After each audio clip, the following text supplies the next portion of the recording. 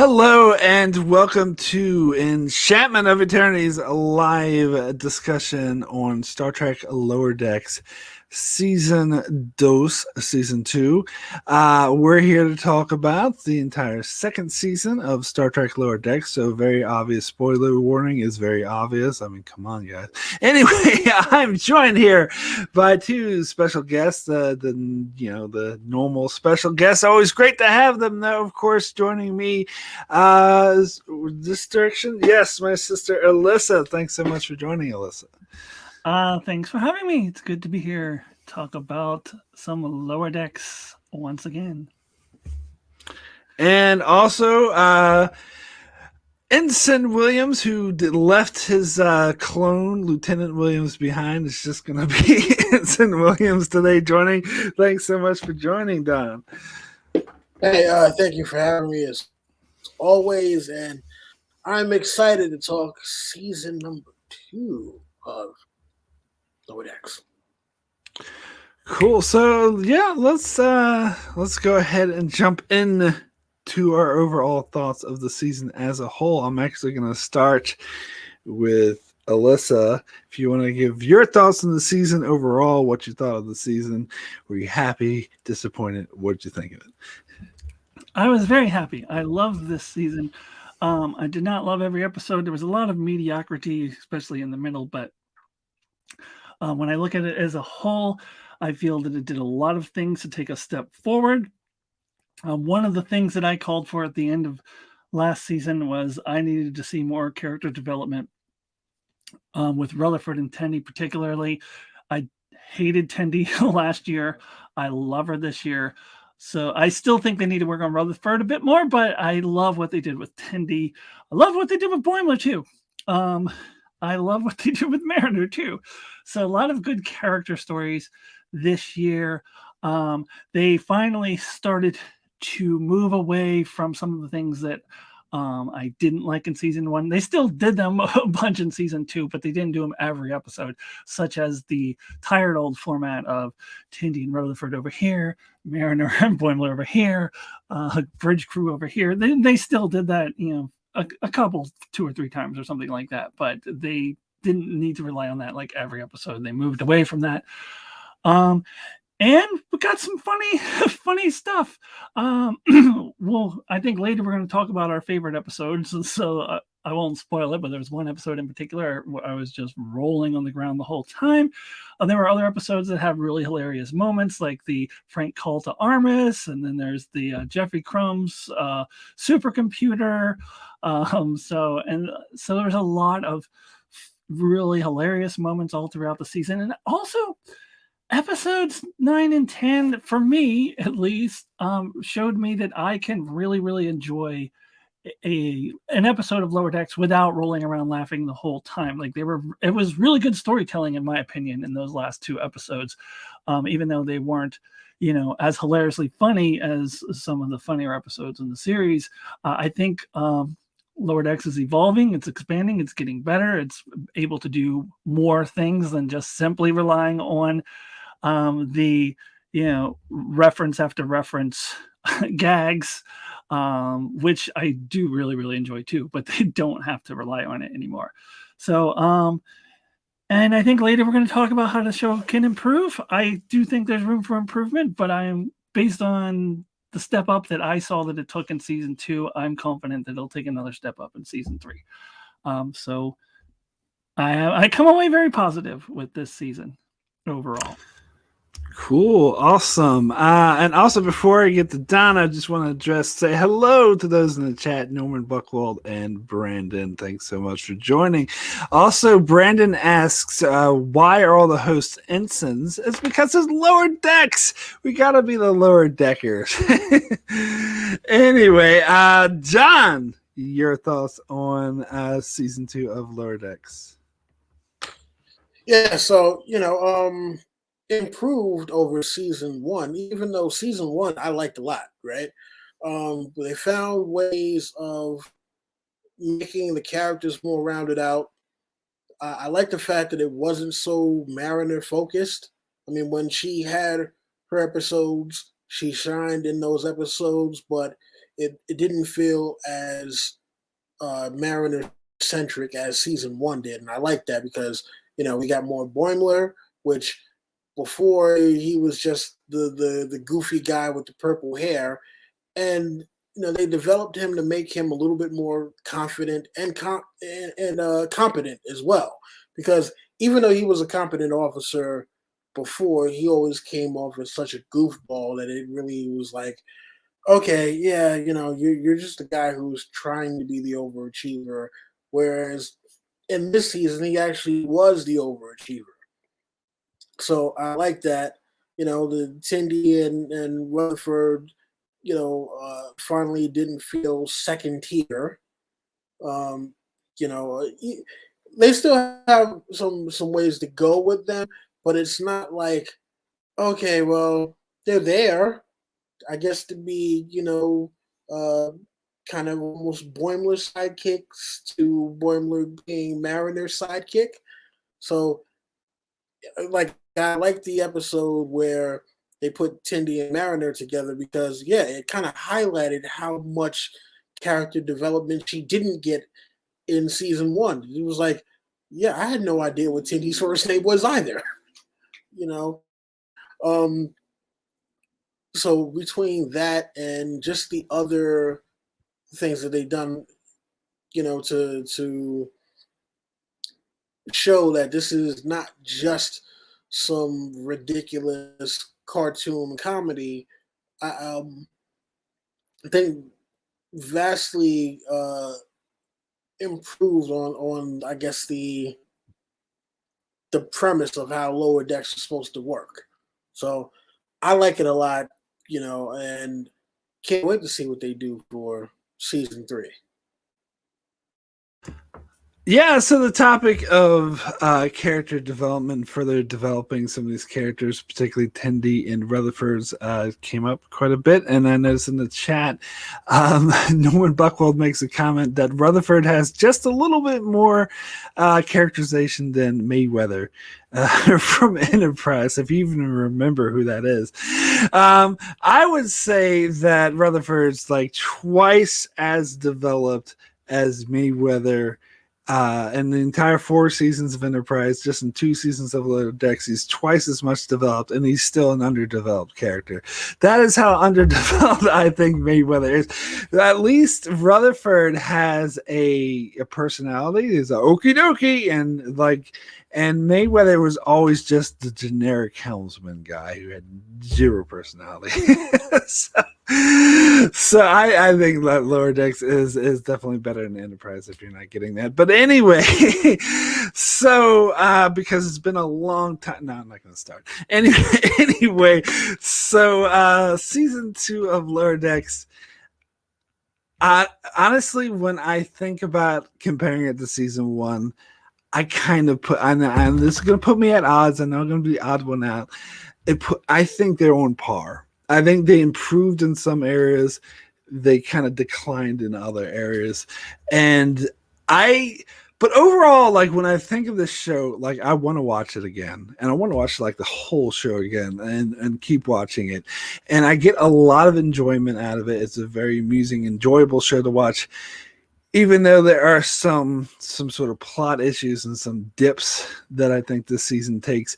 But I think overall, I kind of psyched myself out with this season. I let myself be drawn in by all the hype leading up to it being, because I love season 1, but I think it could improve a lot. So all the showrunners and everyone were like, oh, it's going to be so much better in season 1. We're going to improve everything. This is going to be better. That's going to be better. I was like, all right, I'm waiting for it. And I think I had my expectations too high, and I was expecting too much of the show. So I think if I go back and rewatch it again, I'll actually appreciate it more without those unrealistic expectations of how amazing that show I thought it was going to be. But I still think that show could be that amazing in future seasons. But I think that's maybe part of the reason why I think it's on par with season 1, because I found myself being disappointed because I was expecting it to be 100% every episode, which is unfair expectations. I know that that's my fault. I shouldn't come in with those kind of expectations, but I still think there are a lot of areas where the show can improve. But anyway, yeah. I don't know if there's anything you want to say about that before we move on to the next topic. I did not hear any of. I've heard you talk about it before, but I never heard any of that preseason hype. I came in hopeful that it would be better, but I didn't hear like.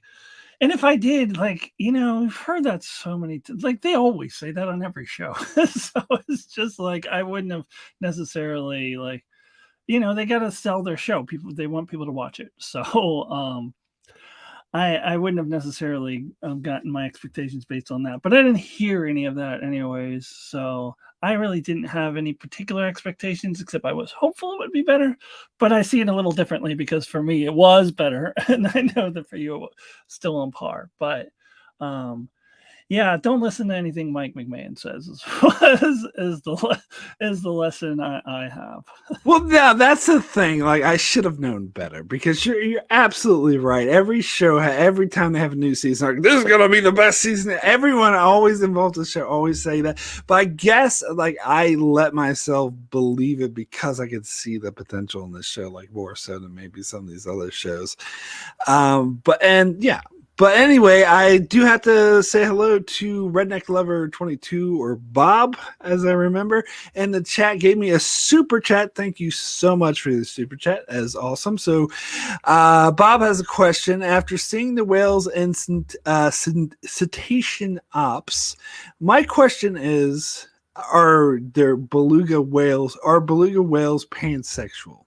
They are beluga whales, right? Am I pronouncing that right? Maybe not. Yes, but anyway, they're beluga whales. Yes, beluga whales. Really? I thought they were dolphins. Are beluga whales like really small? Yeah, they're smaller than most whales that you think of. There are types of whales that are almost dolphin size, and beluga whales are among them. I guess I'm showing my ignorance with whales. But they did mention whale pee, and I'm like, aren't those way too small to be whales? But I guess anyway.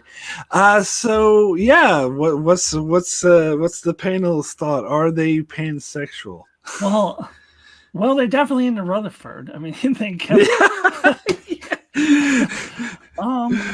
I don't know. I mean, how do you define a whale as pansexual? I mean, that they're into humans too? I mean, because they are into humans. They're into Rutherford. So, I mean, but I don't know that they're necessarily also into, different genders of whales. Maybe they're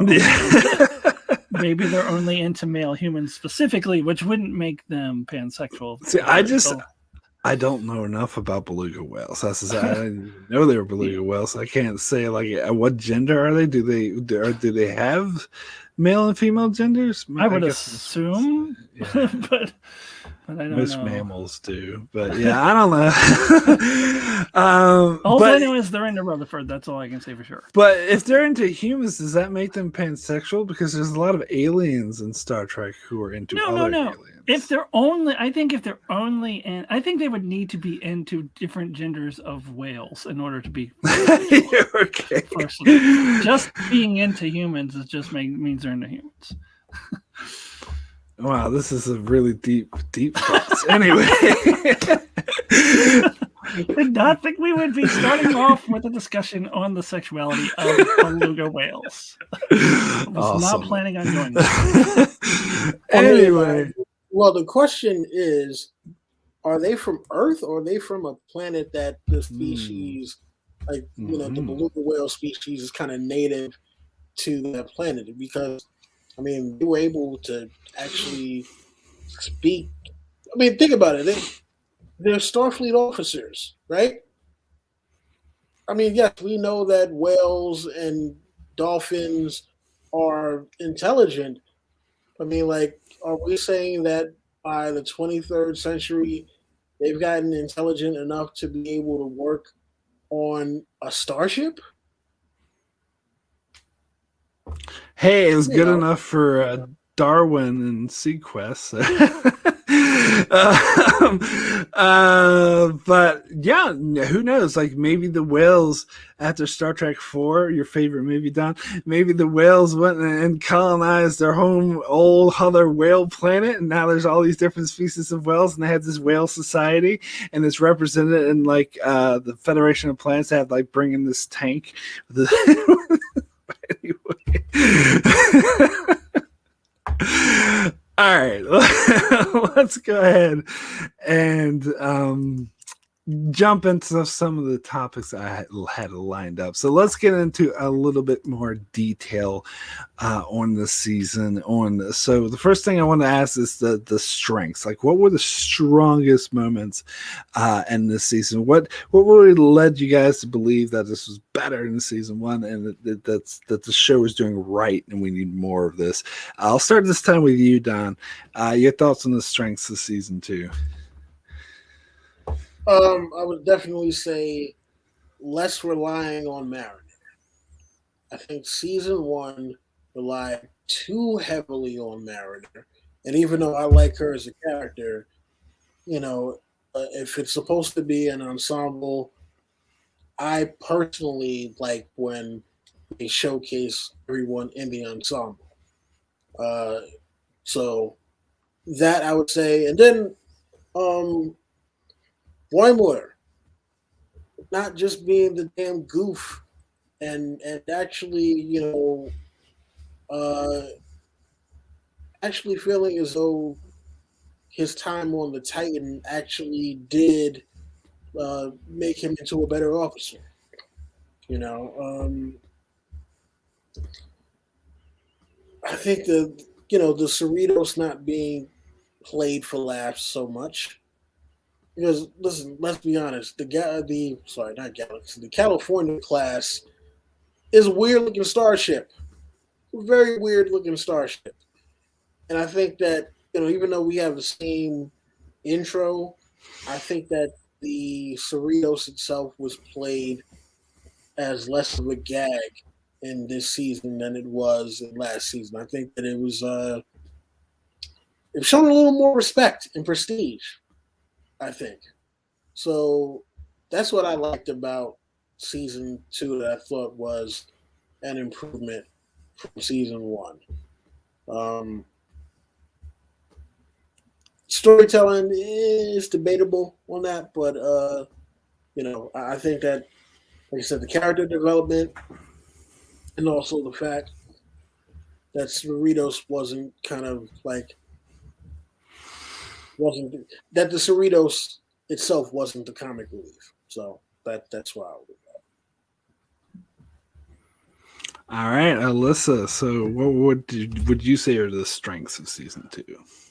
Well, I can echo some of what Don said. First of all, that I didn't actually think of this, but he's absolutely right. You're absolutely right about Mariner being less relied upon, and also about the California class or the Cerritos specifically, showing that it's not really a joke, especially in the finale. That's one of the things I really loved about the finale.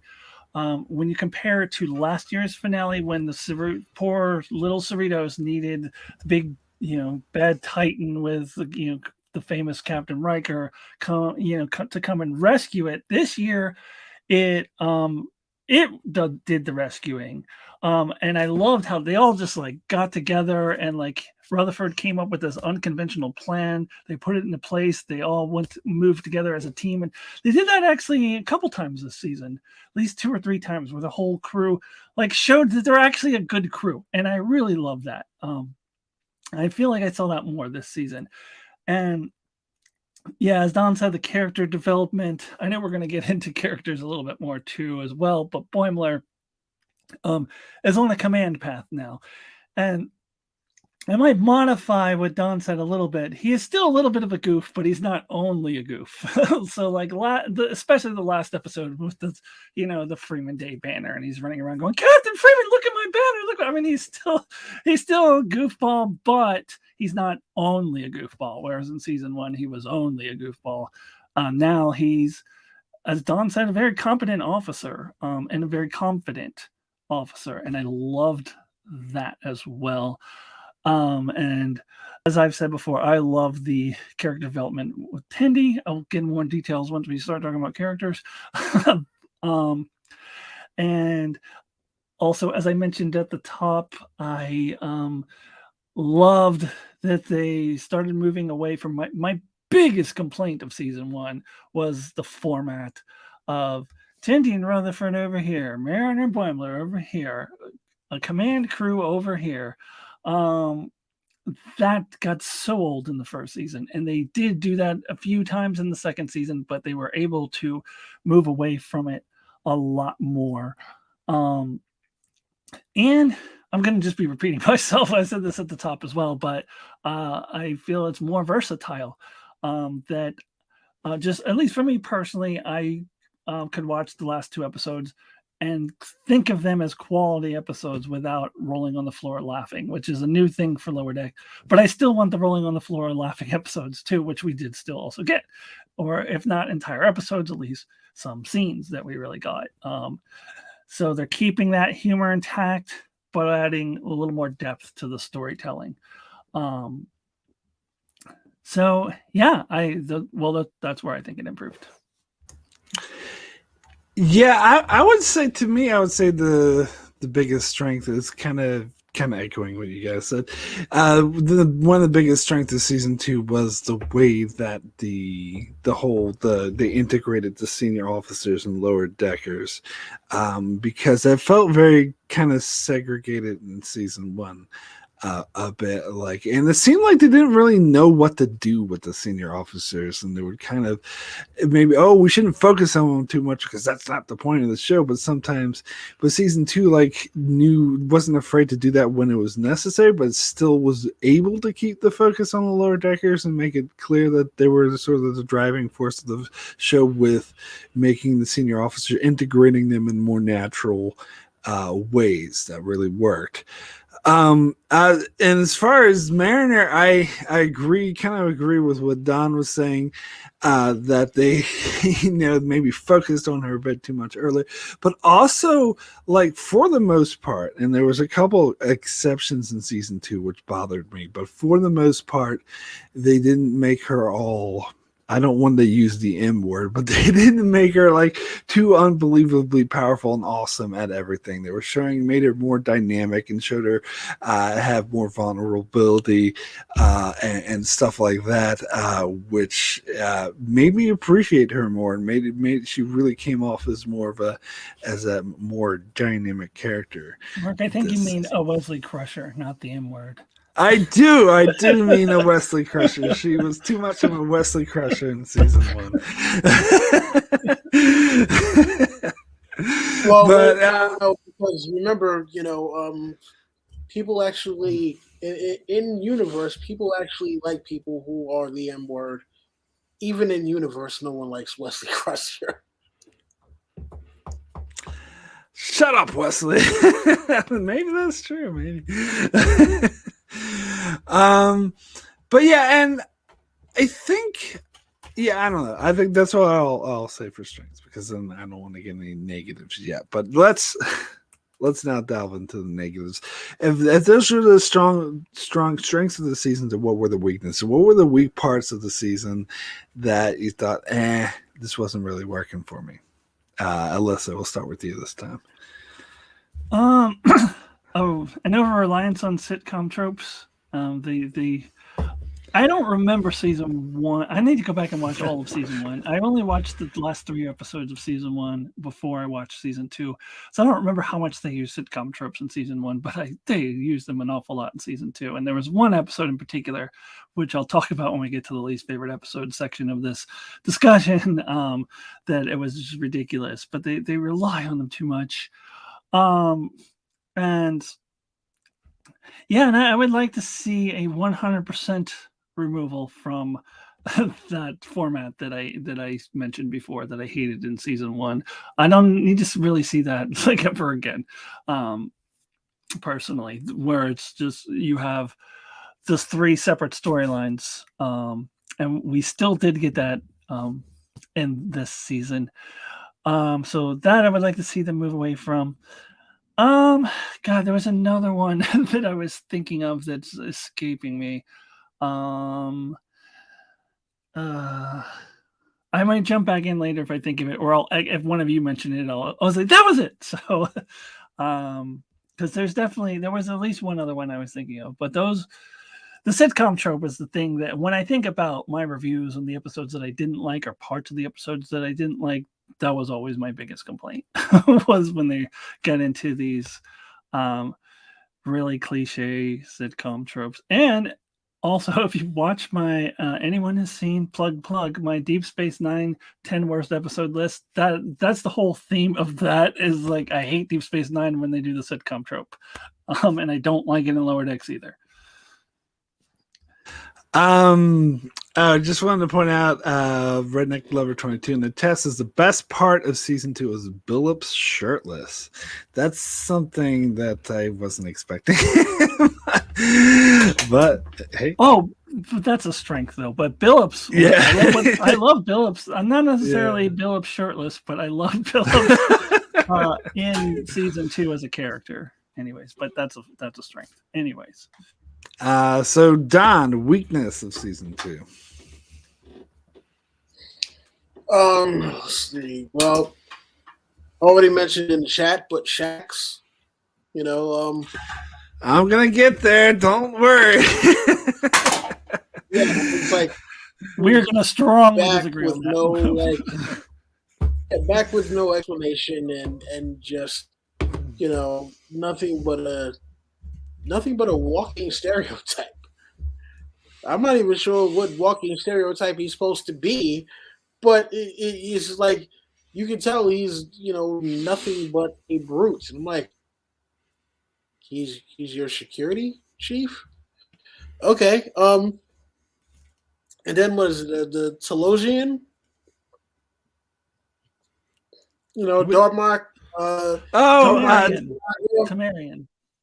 Tamarian. Okay, I know it was to something. And yeah, that was the one character that didn't really get fleshed out at all. It was like you just know that it's a Tamarian, and he's with Starfleet. It's like, okay, and yeah, I think the fact that they're still having to try to translate after all this time between the metaphors and everything. It's been like 20 years, and this guy's in Starfleet now. You're telling me you still need him to speak English, like regular English? The universal translator hasn't been able to decode this in all this time. So that to me was one of those things where it's just like, yeah, I get that it's supposed to kind of be a running gag, but it actually takes me out of the experience just a little bit because I'm like, universal translator, this shouldn't be a thing,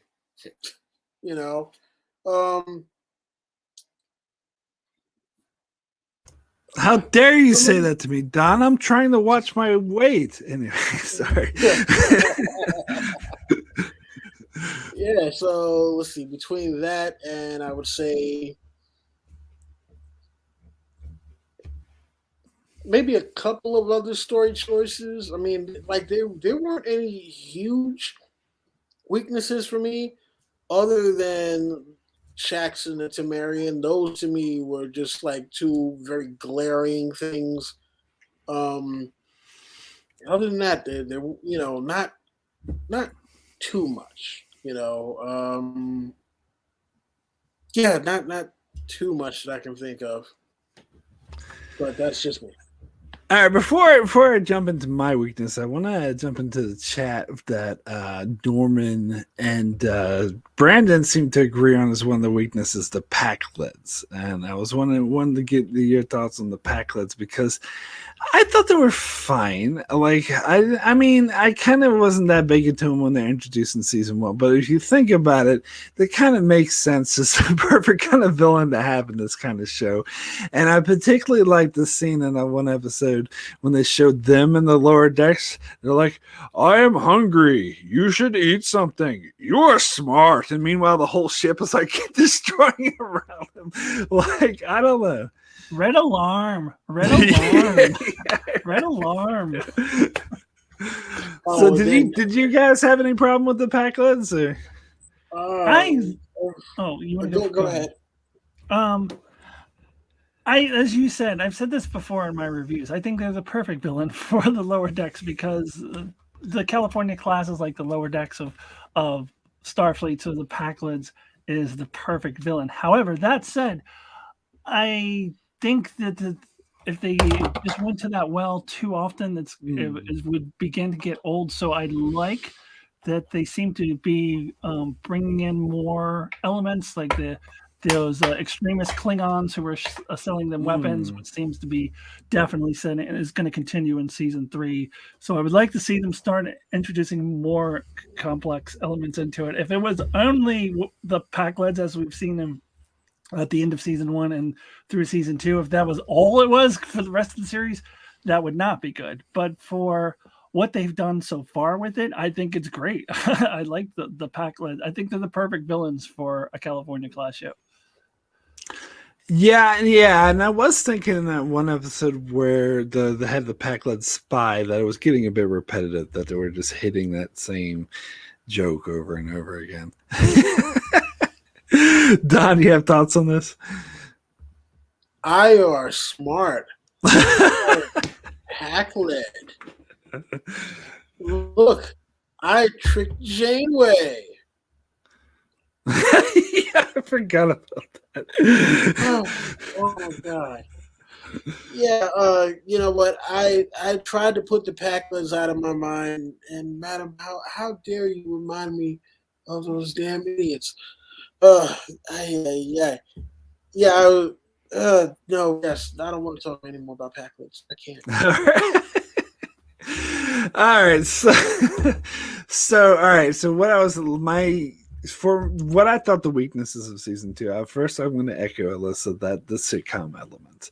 That's what I complained about the most, and we're going to get into some of our least favorite episodes later. But I don't. To me, there was no really terrible episode or bad episodes. I think in the mid-season, the biggest sort of crime or mistake the show made was being a bit average and just being ordinary and not doing extraordinary things like I would think. And when they relied too much on the sitcom tropes of and like for an example of the sitcom trope is like the last episode with Tindy finding out we're thinking that she was going to get fired when it's fucking obvious that she was going to get promoted, like and they just played on those other kind of tropes. Now I know some people actually said that they subvert these tropes, and sometimes they do, but sometimes they're too close to the trope and they actually are doing the trope. So when they try to, but we're doing it different here, and it doesn't really make it better that they're doing the trope. Just don't do the trope at all. Like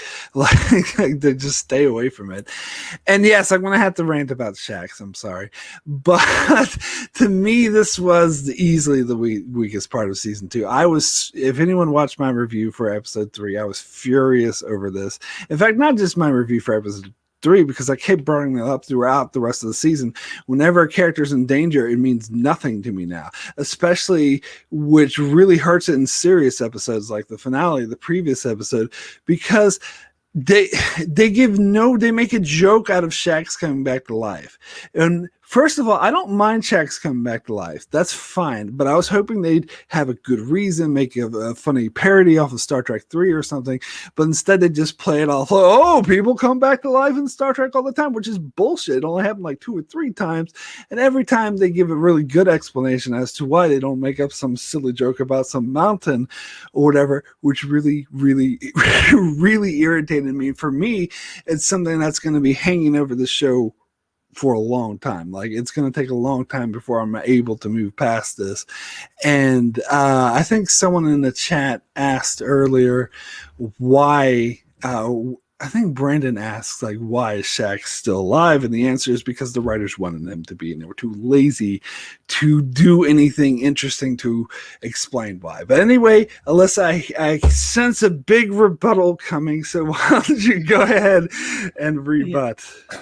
Well, first of all, when you say only 2 or 3 people died, you're not counting all the hundreds of episodes where somebody dies within the episode and comes back, or there's a fake out death, like in a muck time, like an Enterprise incident, or like when they're only dead for a minute, like in Ethics, like they die again and again and again. And in fact, it boggles my mind when you say that there's no stakes now because of Shaxs. When has there ever been stakes in Star Trek? Ever?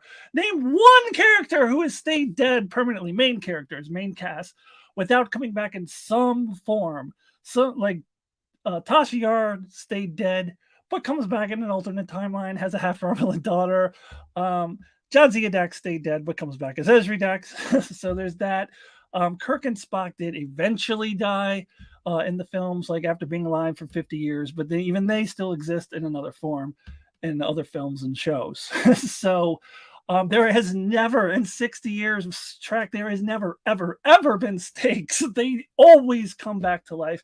And for me personally, the death that still bugs me the most, more than Shaxs, is the Culber death, because I thought it was really interesting how that affected Stamos's character, and then they completely undercut that by bringing Culber back to life. They did eventually develop into kind of an interesting storyline of how the relationship was after he came back to life. So then I eventually forgave it, but the Culber death was always the one that bugged me the most. Now, as to why he came back to life, you guys are missing the point. So they were intentionally making a commentary on what I just talked about, that there is no stakes. All of the Star Trek characters, a main cast, always come back to life. Whether it be over a couple movies or a couple episodes or within a singular episode, they always come back to life. And they were making I thought was an actually ingenious point that what do the lower deckers think when Spock is all of a sudden back to life again? And I don't think the writers were lazy. I think they were genius in coming up with this way. If they wanted to, they could come up with any lame-ass excuse like the rest of Star Trek for 60 years has done. And in fact, they mention every single one of those excuses in that episode. So when you say they could have come up with, they could have even made fun of Spock coming back to life. They did make fun of Spock coming back to life. They mentioned that. They mentioned the Borg. They mentioned like all these different ways. It was genius. So I completely disagree. But that's all right. So I gotta address a few things in there. So first off, I purposely didn't mention like the people coming back to die and come back to life in the same episode, because that's not the same thing.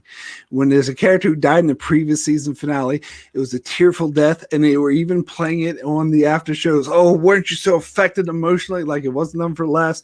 It was a purpose thing that happened like 5 or 6 episodes previous. Is not the same thing as someone dying in the same episode and then coming back to life. Also, like all those other reasons, like even Culber doesn't bother me as much as this, because at least they bother to try to come up with a reason, explanation as to how they're coming back to life, and you can buy it. Now, as for maybe this is what I'm missing, because I disagree with the premise that Star Trek does do this all the time. Because as I said, there's like, to me, there's only like 3 prominent examples where a main character dies and then that same exact character comes back to life later. I think if you're talking about different incarnations like Ezri Dax or whatever, to me, that doesn't count. That's not the same thing. Or especially like Sela as Yar. Like Yar stayed dead. Sela is like a totally different thing. But anyway, I think making fun of it, to me, and this is just my opinion, when they had all those different versions, oh, what could this be? Like, that was funny, but I still need an explanation as to why Shaxs was alive. And his whole thing about, oh, there's a mountain, just felt like a cheap cop-out to me, that the writers just, oh, we just want to bring Shaxs back to life. And the fact that his death was played seriously and for emotional effect, that's what bothers me going forward, that whenever any character's in jeopardy or going to die, I give not a shit. Whereas other Star Trek, I do care, because they do usually almost all the time die in that particular form. And so the stakes are there. There are no stakes. Name me one character who has died and stayed dead other than Tasha Yar, who does come back in an alternate timeline, not just Sela. But Tasha Yar, Jadzia Dax. Yeah, who comes back as Ezra. Somebody who dies and stays dead. But that was a part. But that was a part of the thing. And nobody does, ever. And you mentioned, oh, well, Shaxs had a very emotional death, and then they undercut that by bringing him back. Mark, the most emotional death in movie history was at the end of Star Trek 2, and he comes back to the next movie. And for a good reason. They give a good reason, good explanation. Not some bullshit about a mountain. You're missing the point, though. The point is showing us the lower decks perspective on when Spock comes back to life. Also, what do the lower decks think?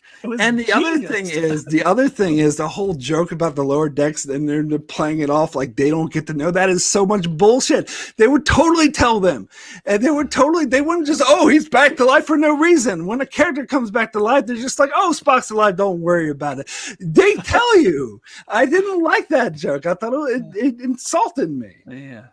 I think the writers are smart enough to come up with any lame-ass reason for them to come back to life. It was not that they were lazy. It was that was the joke. Whether you like the joke or not, that's what they were going for. It's not laziness, though. It comes off as laziness. It comes off, oh, we want Shaxx back. No, so let's just bring him back and let's just say, oh, there's no reason. We'll make fun of all the other people that come back.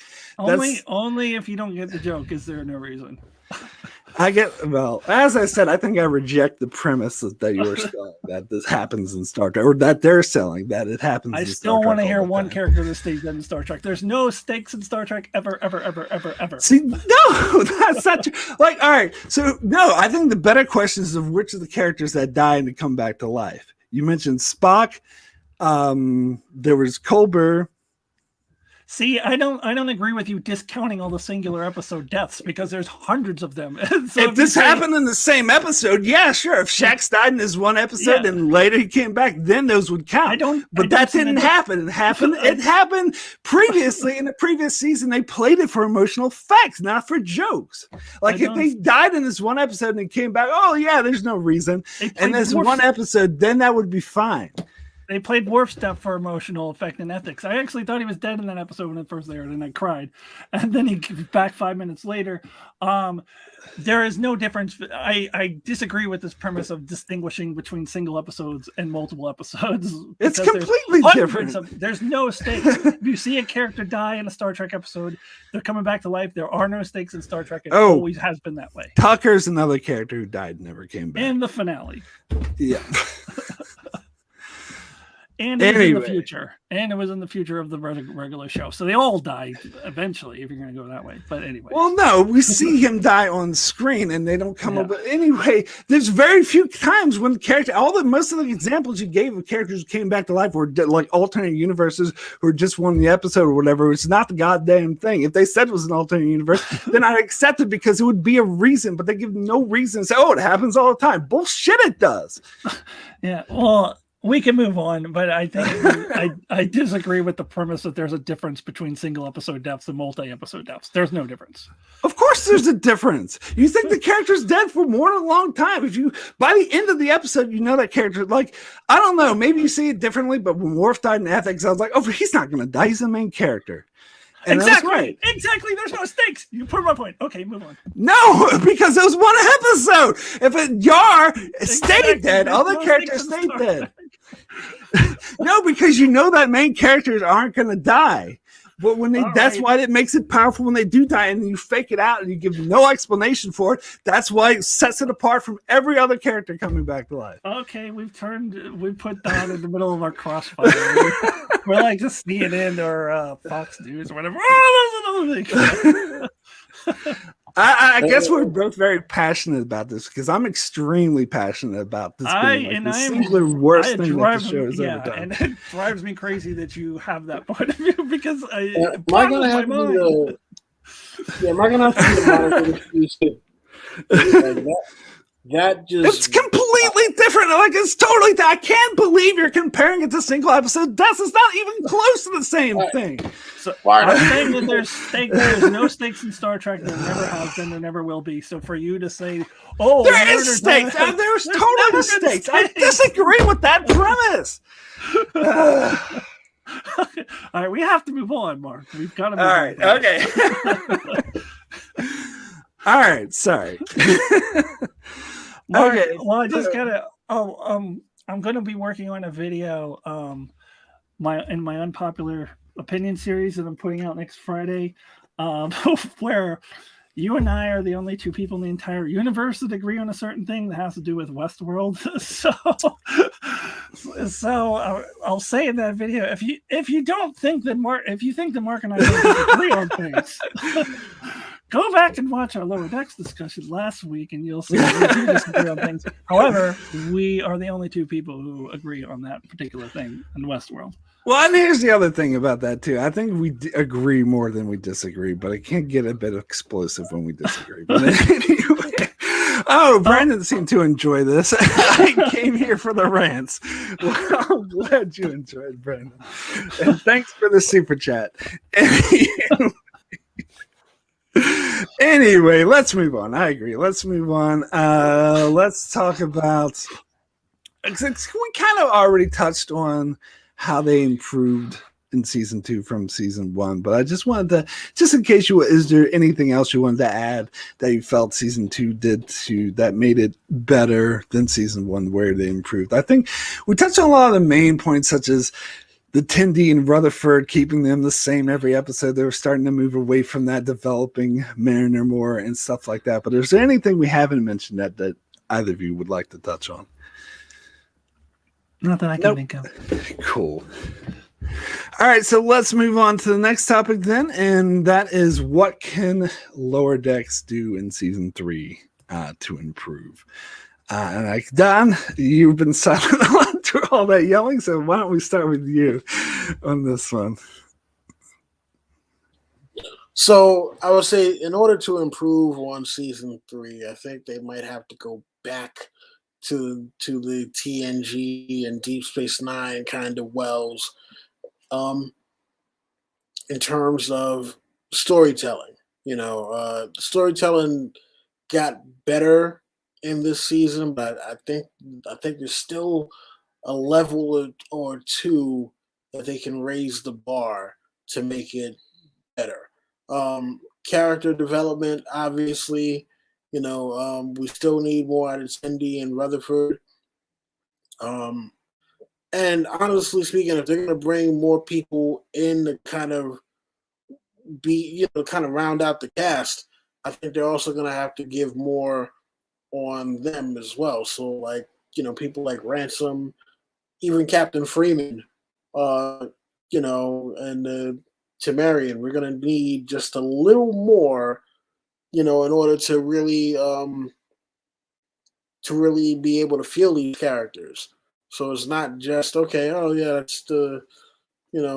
that's their Riker, sitting next to the captain, or okay, yes, Merida's mom, because right now, what more are they than, okay, yeah, the captain's Merida's mom, and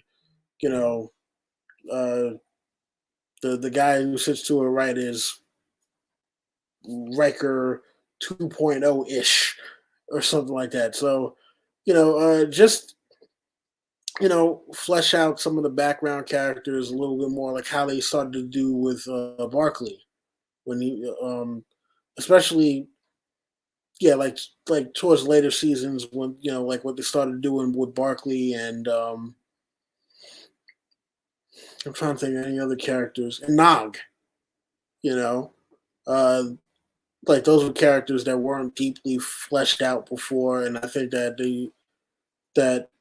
the way that Star Trek was able to handle those two characters in particular and make them into ones that are beloved by the fans is definitely something that could be done with some more of the background characters in Lower Decks.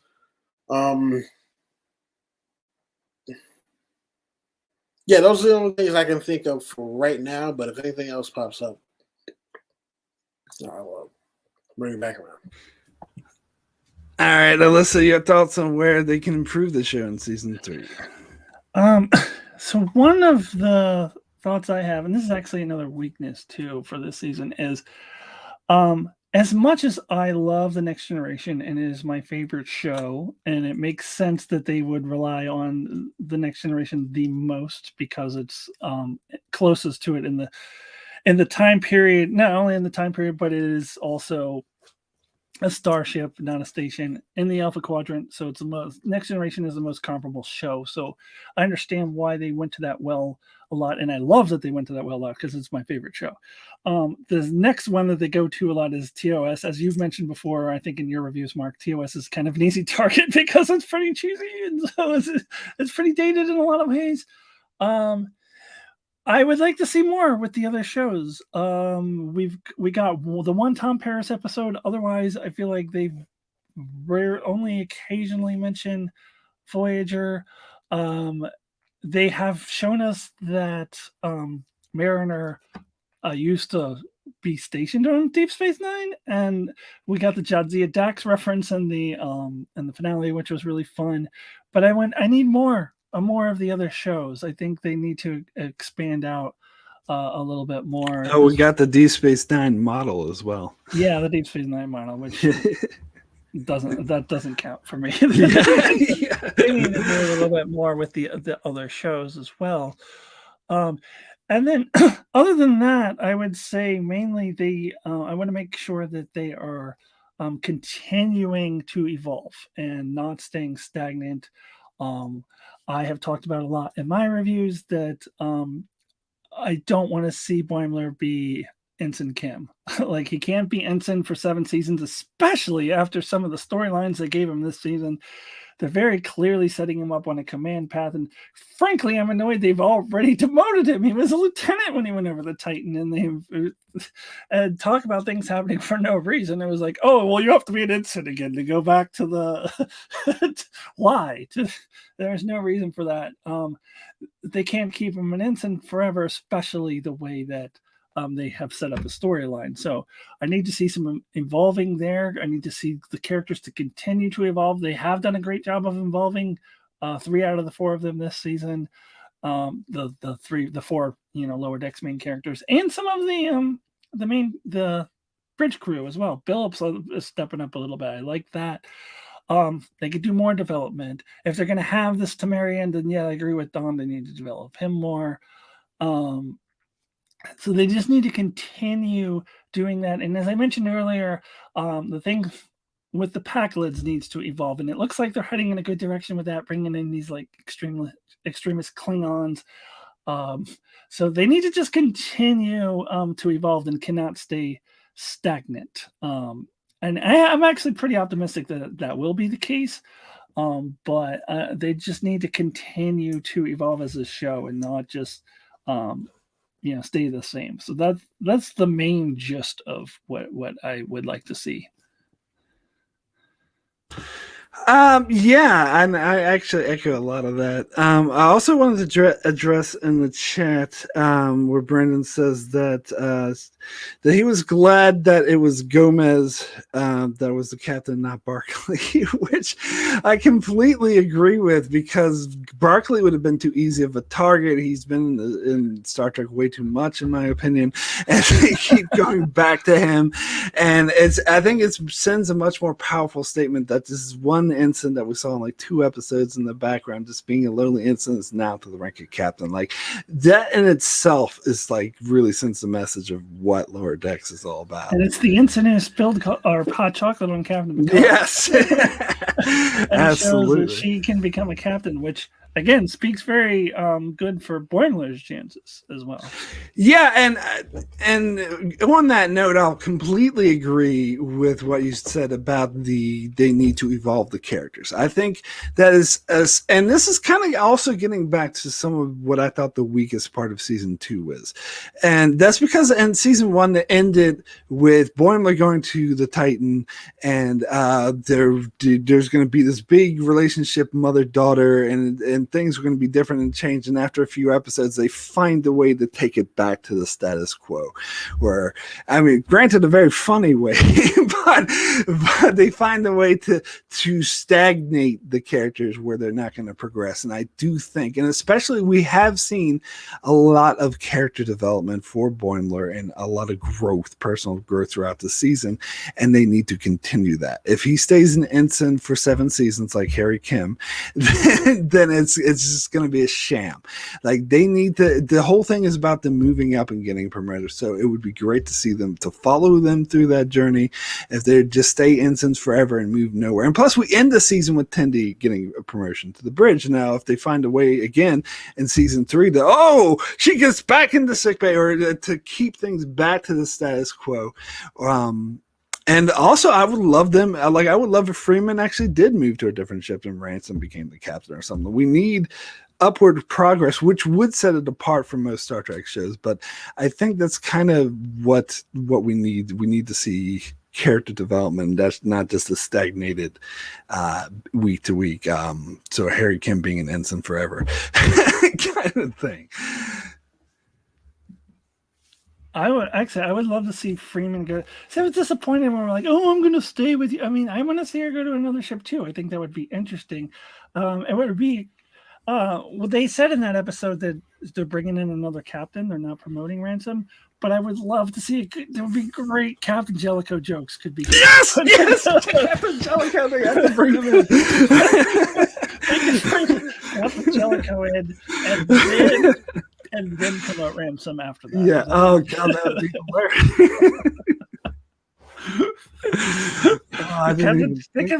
They could do a lot with it. They could have like how Jellicoe took the fish out of the. Like he could go, I'm taking this stupid whales.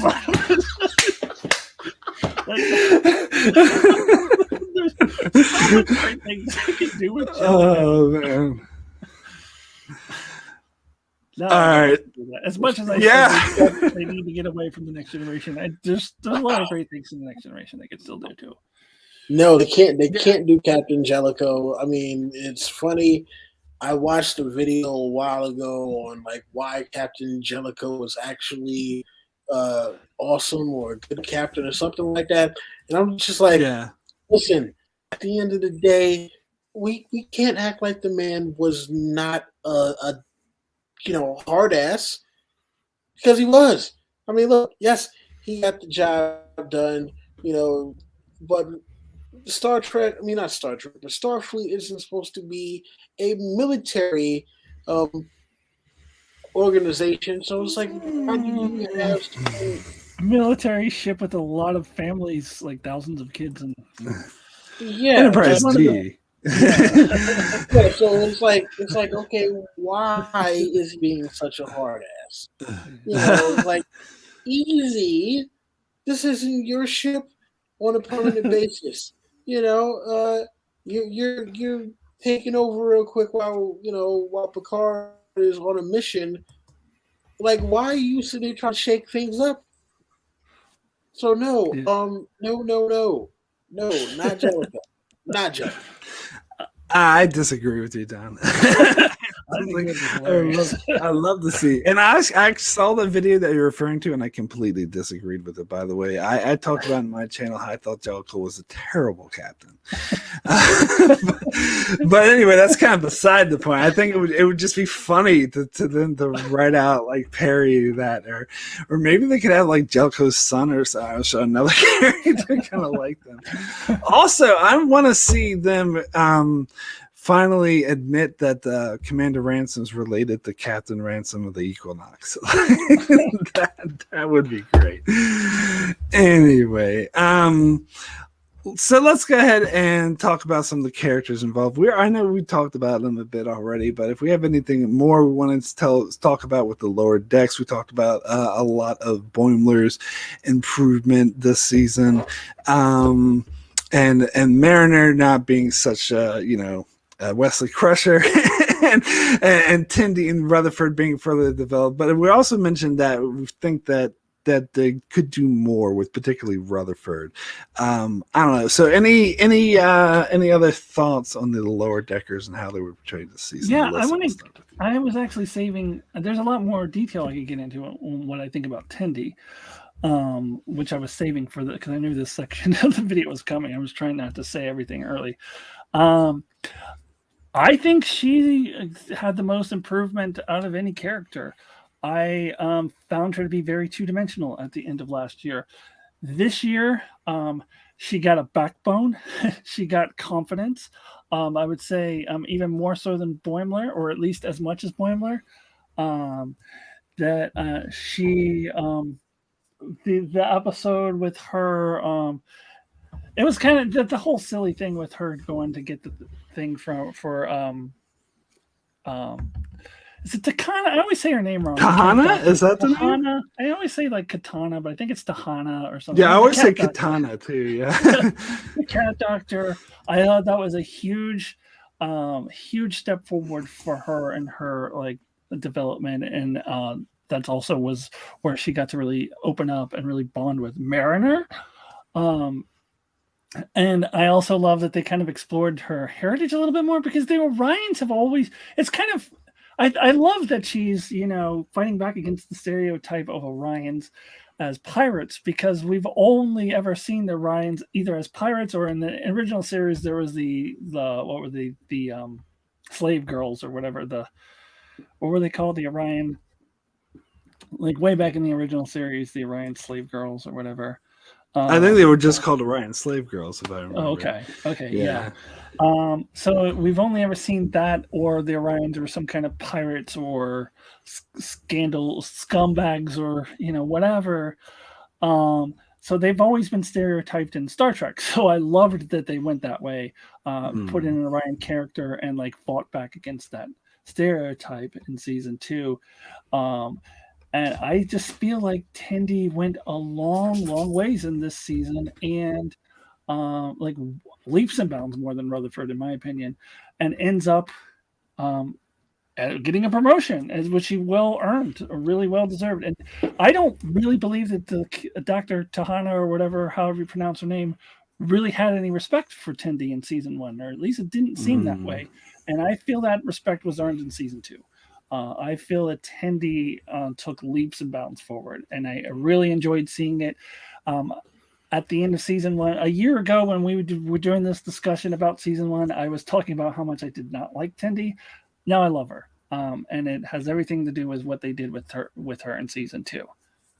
Yeah, I think there was definitely some, and this is what I'm saying, this is what the show needs to do more of, like character continuity. Like, it doesn't matter if they do episode or plot continuity, they can change it week to week, that's fine. But the character continuity they did with Tendi, where, yes, as you mentioned, she definitely earned Tana's respect this season, the previous season.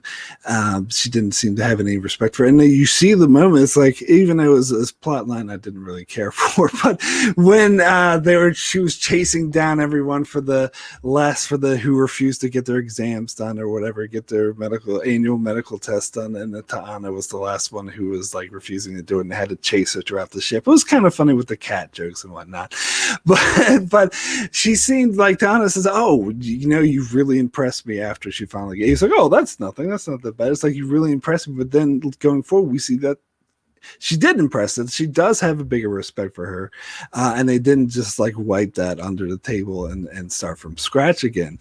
The one thing I will say about the whole Orion thing is that I actually thought that maybe it was a little step back in this season. They showed that she has ties to Orion pirates, and her family is Orion pirates, because that seemed to go against the whole, not all Orions are pirates, but everyone she knows, or at least a lot of members in their family happen to be pirates. To me, that was kind of undercut the whole subverting the stereotype, or subverting the cliche thing.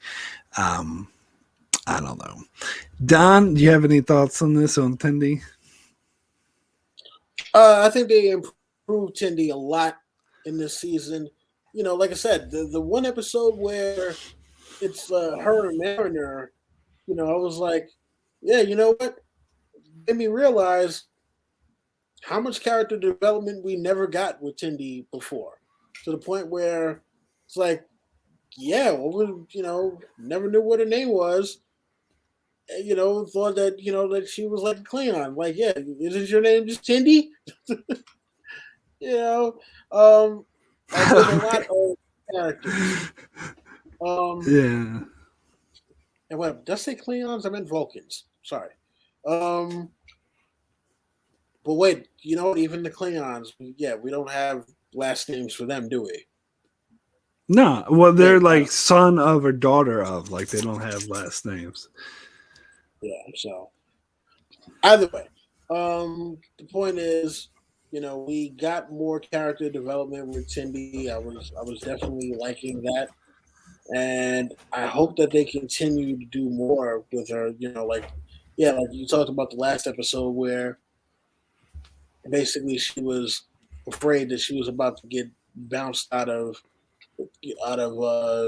sick bay for not being good enough, and it turns out it's like, no, you're better than you thought you were. I'm giving you a promotion. It's like, oh, okay, cool. So I think that they are laying the groundwork for the end of the series, where it's going to wind up being like breaking up a championship team to a certain extent, where all of them are going to wind up getting promotions, but the only way that they can get those promotions are to go to other ships in Salt Lake. Like, I think that's going to be like the end of the series, though. Not like, like they'll probably all wind up getting a promotion to, lieutenant junior grade while they're still on the lower decks. And then maybe the next promotion after that is going to be, just a lieutenant. But all of them, in order to get those lieutenant positions, are going to have to go to other ships in order to fill those slots. Let me ask, what do you think of this premise that all four of our lower deckers or main characters get promoted to a different ship, but the same ship, and they continue the season on with a totally different ship and totally different characters? Do you think that would work? I personally do, but I don't know. What do you think of that premise? Well, that would be interesting only if they don't plan on doing any further character development with the bridge crew. Because if they do start doing more character development with the bridge crew, then it's going to be like, wait, when we finally start to learn about these people and actually maybe even like them, you basically just kick them off the show. So I mean, it could do that. It could be interesting. I don't know that it would be the smartest choice, though, only because you don't want to get people invested in all these side characters just to throw them to the side. So yeah, I mean, I like the idea to a certain extent, but then there's the other part of me just like, yeah, but I spent 2.5. Excuse me. Sorry. Need more water. Wow. Anyway, Alyssa, it looked like you had some thoughts on that one. Yeah, I wouldn't like that. That sounds too contrived to me because I don't think it's very likely that all four of them would get transferred to the same ship at the same time.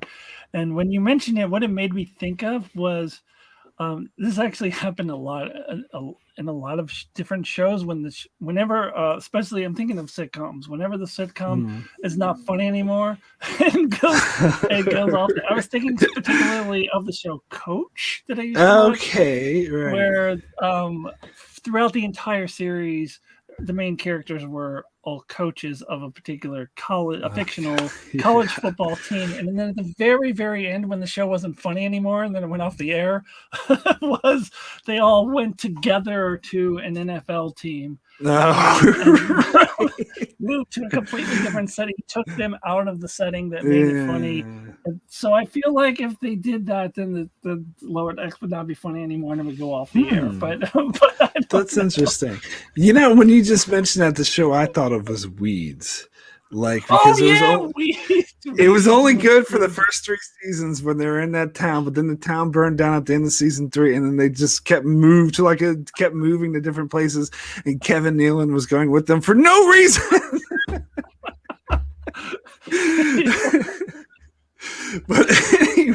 But anyway, I think that is actually a very good point. I think there's a way that they could do it, that they could sell it to make it work, but it would be kind of a tough premise to sell. So maybe that's not the right tree. Maybe and like Don mentions good points about exploring the senior staff characters. If there's no reason to get deeper into them if you're just going to switch things up. But on the other hand, I would like to see some changes, as I said, some, but maybe that's too much of an extreme. But maybe a season 6 kind of thing, and right before the show gets taken off the air. And, Mark, I wanted to address something else in the chat. yeah, sure. I had to get up for a minute, so I don't know if you responded to it. No, didn't respond to anything in the chat yet. No. I want to go back to what Brandon said earlier. I want to know if Tindy and Rutherford are a couple or not. Oh God. And I talked about this in my latest review. I don't want to know, but I wanted them to just freaking resolve it already. Like, there's nothing I can stand less than a will they or won't they. And speaking of sitcom tropes, the old Cheers thing, will they or won't they, that drives me crazy. Just do it or don't. Just make up your minds. Like, I have no interest in the will they or won't they bullshit. Like, either get together or be friends. Pick one. And I think they're clearly setting up for them to get together. But either way, just do it already. That's where they were like, oh, I'm professing my love for the Cerritos. That was so just it drove me crazy. Like, either profess your love for each other or determine you're definitely friends forever. Like, just pick one, for God's sake. I don't want the will they or won't they bullshit to continue for too much longer. I 100% agree with that. I think they've dragged it out too long already. I agree. I think they're making it clear that they both have feelings for each other. They just don't know how to approach and pussyfoot around each other. And yeah, that's one of the worst sitcom tropes. It kind of makes me want them to split them up entirely or whatever. Because I mean, and the reason why that trope exists is because once they become a couple, writers find it harder to do stuff with them to make it interesting and make it comedic. But it just becomes a trap when you bring that will they won't they on for way too long. So yeah. They need to get out of it, but I want to talk about some of the other sort of side characters we met or explored more. They were actually introduced in season 1 as background characters, but we got Jet. Is that his name? Yeah, Jet. Yeah, Jet. Yeah. He was prominent in one episode, and then we see him in the background throughout the rest of the season. And there's Jennifer the Andorian, who I don't think I've ever noticed before. Now, we're talking about a couple that I want to see get together, Jennifer the Andorian and Mariner, which they hinted at in the final episode. Like that I want to see. And that to me would work better because Jennifer and Andorian was a nothing character. It was a background character, whereas Rutherford and Tindy were both main characters, so it makes it a bit more problematic. But I don't know. Yeah, she was a background character in season 1, and then it actually may have been in one of the last episodes of season 1 or at the beginning of season 2 where they first introduced the concept that Mariner hates Jennifer the Andorian. I think it was the end of season 1 because I rewatched the last couple episodes of season 1 right before I started season 2, and I think it was at the very end of season 1 where they first introduced the Mariner was like, oh, Jennifer the Andorian, I hate her. And then they kind of brought her a little bit more forward in season 2, and then she was in the Red Shirts group. So her, and also I can't remember her name, but the Trill that Rutherford went out on a date with in the first episode. He went out on a date with her again. Yes. Yeah. She's like the regular helms person now. Yeah. She's at the helm a lot now. Yeah, I did was it that those well, God, I'm trying to remember what episode it was. It was one of the episodes where maybe it was episode 9. They were all having it was episode 9. They were all having all this spare time, and all of a sudden this, they had to go to the bridge, and everyone was like, I love how it was very low key. Everyone was in costume because they're all doing extra, and that Trill helms person was wearing these earmuffs, this winter thing. Yeah. But what about the character Jet? Would you like to see more of him? Jet? I thought we were going to see more of him after that episode 2, and he just kind of went back in the background. So, because it seemed like they might have been implying a him and Mariner thing too, which I'm less interested in. I'm less interested in that. And the bird counselor too. Oh yeah, he was sitting on the bridge and like the counselor Troy this season. He was at the beginning, but then after that, Dr. Kahana took that chair later on. But at the beginning of the season, the bird counselor was in the counselor Troy seat. But now it looks like that's Dr. Tahana's seat. Norman pointed out Barnes is the name of the Trill character. Barnes, that's right. I actually had no idea. Oh, really? That rings a bell. That sounds familiar. Yeah. But I love that they call it Jennifer the Andorian. It sounds like kind of like Barney the dinosaur or Homie the clown, or it's like something. I hope they continue, because in the credits, that's actually how she's listed. Ain't Jennifer the Andorian? Anyway, Don, do you have any thoughts? Name the kid's Jennifer. I'm sorry. Go ahead. It seems like such a not just human, but very American 21st century name. But anyway, I'm sorry. Go ahead, Don. We're hogging up all the. Honestly speaking, I had totally forgotten about Jennifer the Andorian. Until till this last episode. And now that you two are explaining where else she's shown up, I'm like, oh yeah, she actually has been around. Wow. But see, here we have I guess what would be the D-list version of a character for Lower Decks. I mean, because look, I'm a casual for the most part, I guess, with newer Star Trek. So just think about the fact that I'm someone who knows a lot of characters, and I totally forgot that this character even existed. So, again, if they're going to do anything fleshing out characters that are supposed to be more mainstays, then they got to do more. They can't just be like, okay, well, this character shows up in one episode and then doesn't show up for 5 more, or all they do is just walk through the background and wave hey. I mean, it's got to be a little more than that. But that's just me. Again, I totally forgot that she existed. And Jet, who the hell is Jet? Oh, you don't remember Jet? In episode 2, he kind of took Boimler's place. The one where they went to the collector ship. And him and Mariner were arguing with each other the whole time. What? That's the black dude's name? Yeah, the black dude. Oh man, listen, I had no idea what the hell his name was this entire time. Yeah, the black dude who was arguing with Mariner the whole time in episode 2. He was in the background a lot in season 1, and then he was a main character in that one episode, and then he's gone back to the background again. Yeah, I think they referenced him in another episode. Oh no, there was the next episode when Boimler was like the doors wouldn't open for him, and Boimler ran into him because he was kind of making fun. It was like, "Can you open the doors for me?" or something. Oh yeah, and he was like, "Yeah, if you want, I can open the doors." Yeah. And the latest episode when Captain Freeman was making her announcement and they were showing everyone on the ship, he was in the middle of a counseling session. Yes. I love that kind of continuity of the background characters. That's something Voyager was doing in the first couple of seasons. They lost and annoyed the fuck out of me. So if they continue just having these random, especially Barnes or whatever, and they never really have to become fleshed out if they don't want to. I just like that consistency. Yeah, me too. So speaking of other characters like that, I can't remember her name. I'm trying to look it up, but I'm not sure which one is the correct Vulcan. But the Vulcan who appeared in episode 9, do you think they're setting her up to join the main cast next season? Absolutely.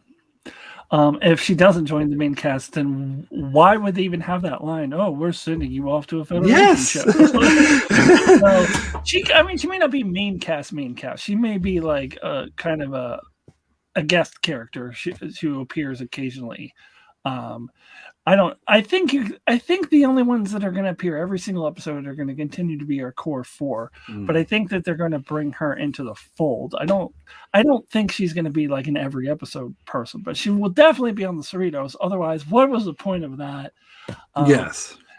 But I don't know. Can you explain this to me? Why this makes sense? Because that seems like something they would do in Enterprise times. Like, oh, we're going to send, Star Trek Enterprise.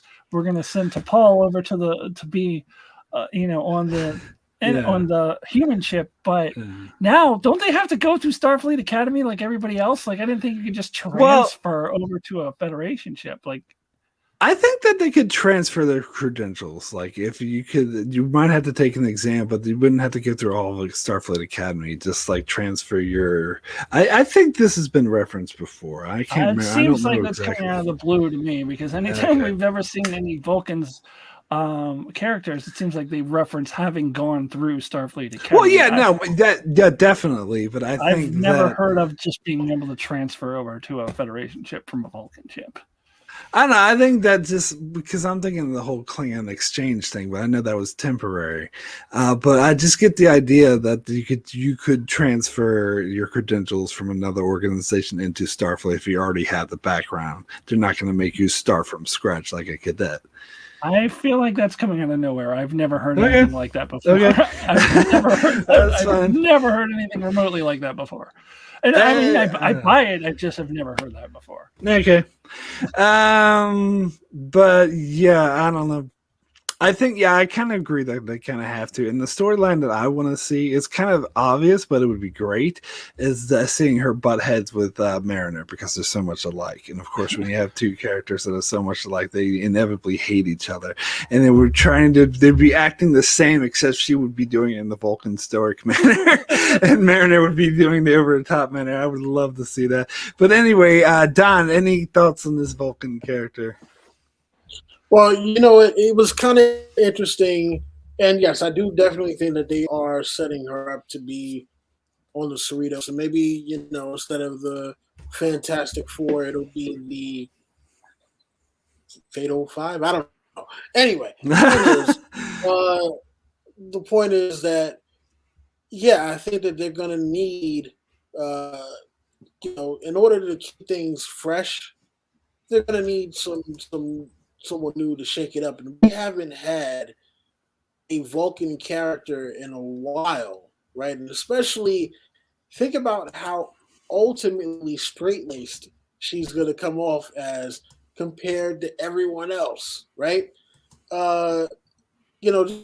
If we think about just the episode that she was involved in, period, like, it's very rare that we see Vulcans interacting, right? And especially without any humans around, where it's nothing but Vulcans. That is a rarity. So, it's gonna be interesting to see her get acclimated to what's going on the ship, dealing with humans. Her being the most logical one in the room at all times. And just like for one, can we talk about the Vulcan ship? Because honestly speaking, I don't ever remember seeing any Vulcan ships. But then again, I also didn't really watch Enterprise, so if they showed up there, then my bad. Yeah, it looks. Yeah, the ship has portrayed in that episode looks exactly like the Vulcan ships from Enterprise.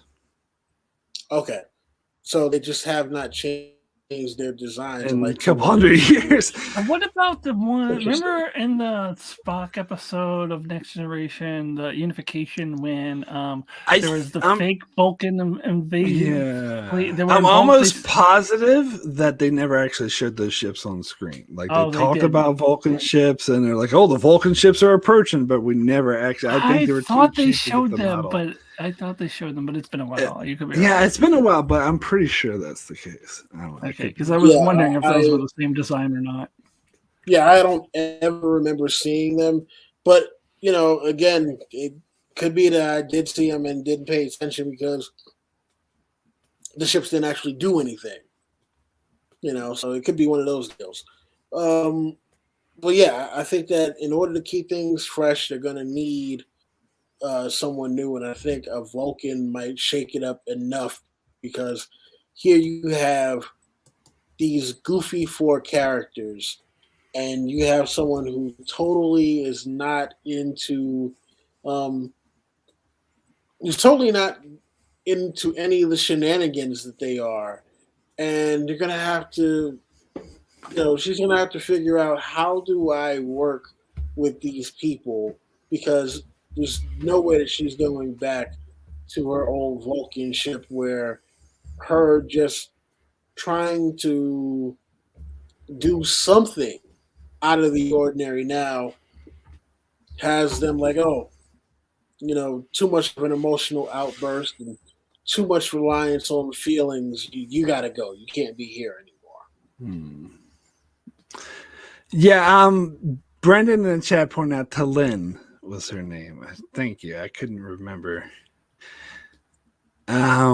Also, Norman points out there was a Vulcan Federation crew in a certain Deep Space Nine season 7 episode, and I would add one which we never speak of. Because that was, my God. No, Norman, that never happened. I don't know what you're talking about.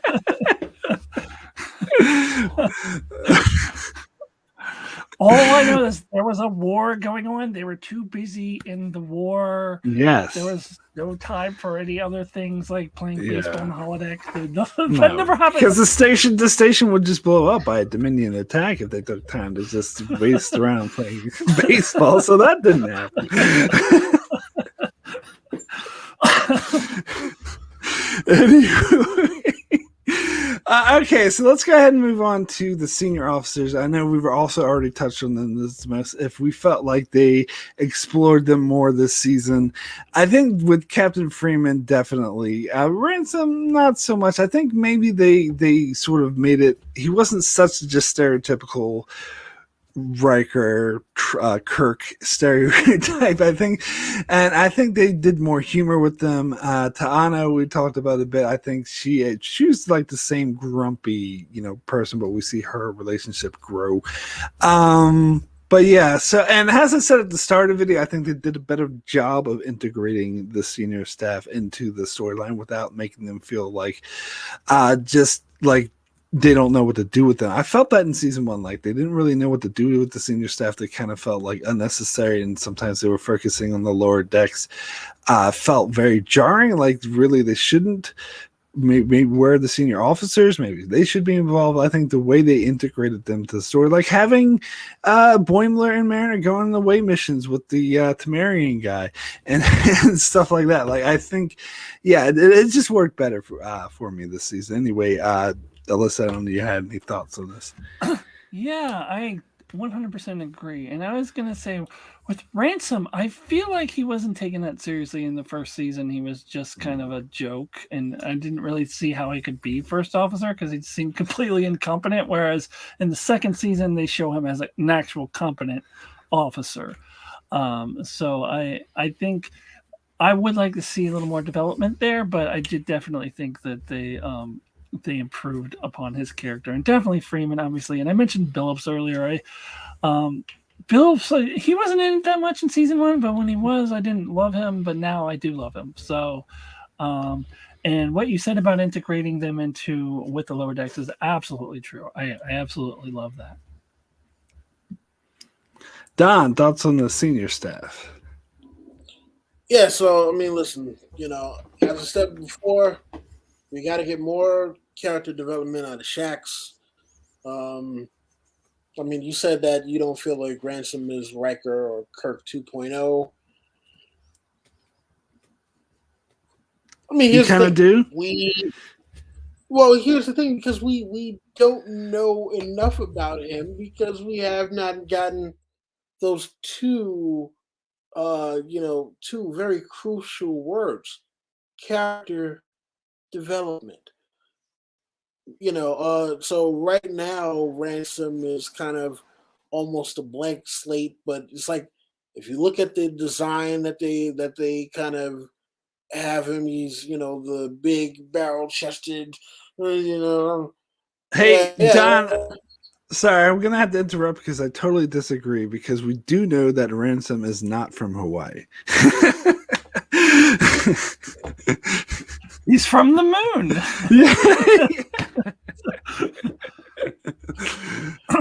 Can I say hi real quick to Allison? Allison. Oh yes, hello, Allison. I'm sorry to interrupt, but I just saw Allison is here, and it's so good to see you. And you missed Mark and I shouting at each other earlier, so you're gonna have to go back and watch it. Yeah, we'll see watch the playback on this one.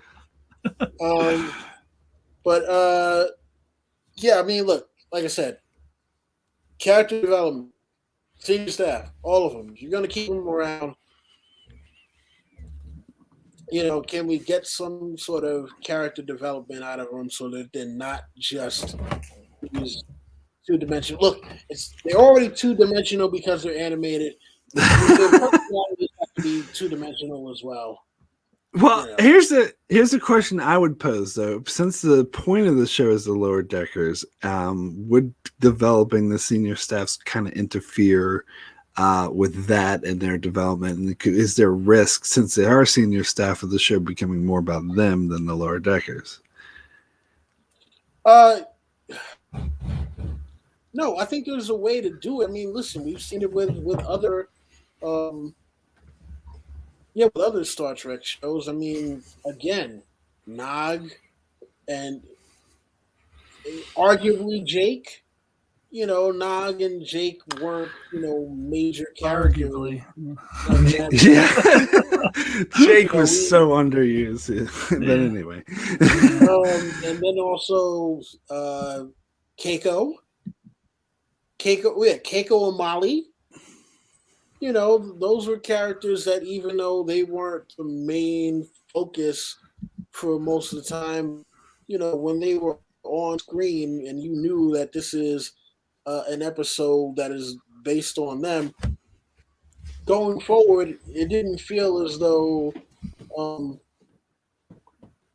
it didn't feel as though when they showed up that they were gonna somehow outshine the other the more regular cast. So I think that there is a way to do it where you can, develop these other characters and not have them overshadow the characters that we are supposed to be following. Again, another example, Reginald Barkley.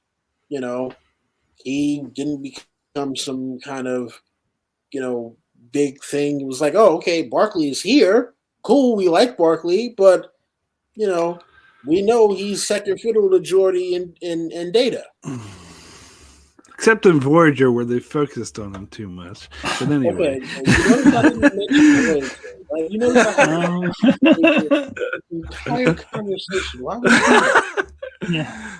Well, I just tricked Captain Janeway. Anyway. I don't want to get into Barkley because, that's... When you say we like Barkley, speak for yourselves. That's all. Yeah. A lot of people do. A lot of people Barkley? A lot of people like him as a kid. Yeah. I mean, I've heard Well, I'm sorry. Go ahead. No, I was just going to say that, when Barkley shows up, it wasn't like, oh my God, here's Barkley. Like, what is he doing here? It was like when, after a while, once they developed his character and he just wasn't Mr. And just can't ever get the words out. Once he got more confident and he developed his character where he was able to sit in a room with the senior staff and not be the bumbling idiot that knocks everything over, that has Geordi like, Captain, can I please get this officer transferred off of this ship? Once he wasn't that anymore, it was like, okay, yeah, it's Barkley. Barkley's here. Okay, it's fine. Yeah, and then he turns into a spider. But anyway.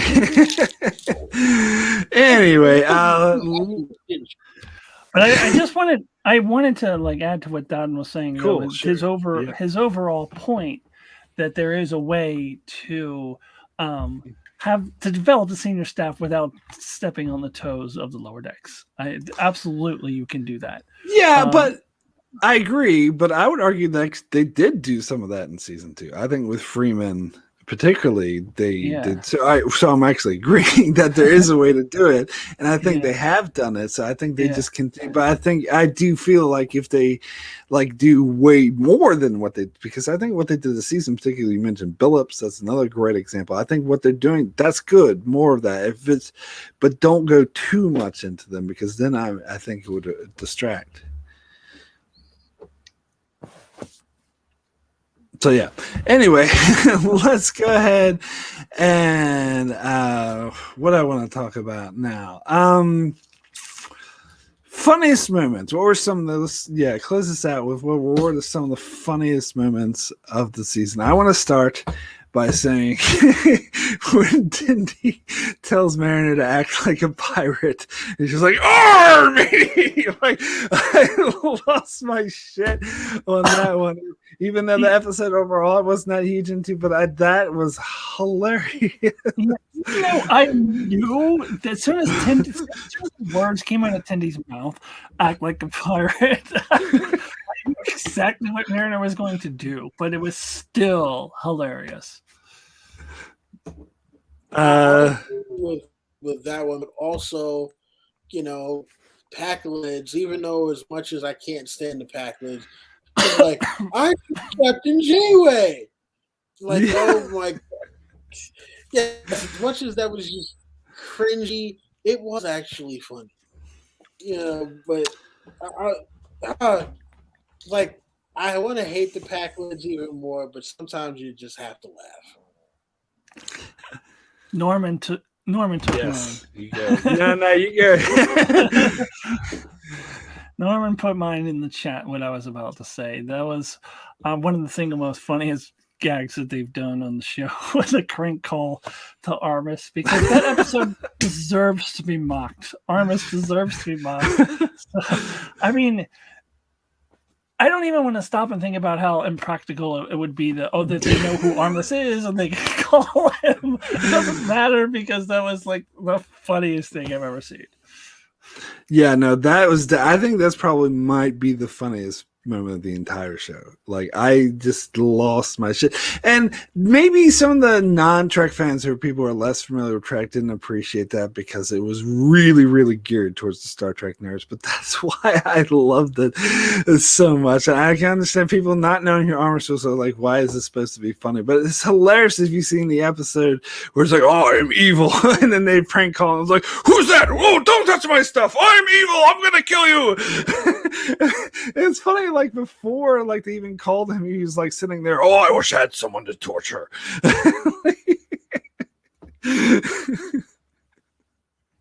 It is one of those things that you think of like an episode of the week, someone who's never going to be touched on again. And I love that Lower Decks did it. Oh my God. What about another one I have to bring up is Boimler getting cloned. Was sort of the transporter clone thing, and I knew as soon as he started talking about, oh, how we get out of the situation exactly, and he started describing how Riker got cloned. Like, they're gonna clone Boimler, but when they did, it didn't like diminish it. It was hilarious. But the funniest part to me is when Boimler comes back to the Cerritos, and they're like, okay, how what happened? How did you get back here? And it's like, oh, transporter clone. It's like, called it, or something like, I win. Yeah, they had bet money on it. Yeah. Yeah. Oh my God! Is there any other moments you wanted to bring up quickly? Oh, sorry. I was just going to mention the computer. You go first. Yeah. The what? The evil computer. Yeah. Yes, come on, just plug me into this system. Come on. Just plug me in right here. It's fine. I'll be able to send out a distress call and everything. And I loved at the end of the episode when he puts them in with there's like thousands of them, and they're all like, "You're nothing. I'm the evil one here." And they're all like, just to like demonstrate how often there's been supercomputers like that in Star Trek. How they're all kept in the same place. I love that. And it was like he was just plugged into the lights. It's like, I'm gonna blind you. He started and the fact that it was voiced by Jeffrey Combs too. Oh yes, love that. There's got to be something from episode 8. There was. When it's my turn, I was going to say one. Sure, go ahead. There's a bunch from episode 8, but I'm going to pick the one that's parodied one of my favorite episodes of all time, which is the Mirror Mirror one, where everybody is wearing beards. Everyone, and Phillips and what's his name, Rutherford are walking down the hall and we're like, oh, torturing people makes me horny. And they're just all they're talking about is torturing people, and just like really exaggerated the mirror universe. Because that's one of my favorite all-time episodes. I love that parody of that. I love the naked time thing. Yeah, that's the other one. It's naked time. Just saying, like the way Mariner was reacting to it. It's like family. Why am I still here? Oh my god. All right, Don, did you have one last one? Or are you ready to move on?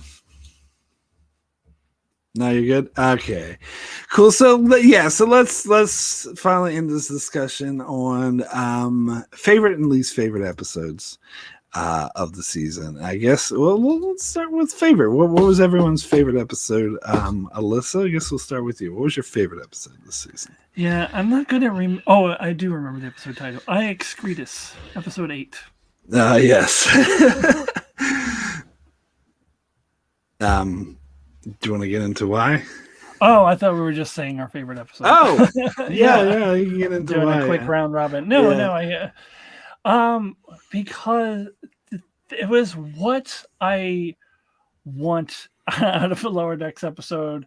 Now 9 and 10 did show me that there's other things I can get that I enjoy in a Lower Decks episode besides this, but this is like what I want Lower Decks to aspire to, is just having all of these amazing references. They had the Mirror, they had the Naked Time. I like that they made fun of the Westerns, but didn't spend too much time on them because I hate the Westerns. I loved what they did with the Borg Queen. I loved what they did with the Borg Queen because I can't stand the Borg Queen. And just reference after reference after reference, and just had me rolling. Laughing. And I also did like the character development. I know I think in your review you weren't as hot on the character development in that episode, but I thought that there was some of that too. But just the parodies that they did in that episode were just superb, and I was laughing the entire time. All right, Don, did you have a particular favorite episode?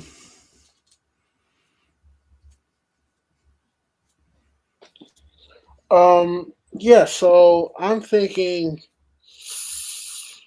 man, you know what? It's a tough one, and forgive me because I got to look up the actual names. You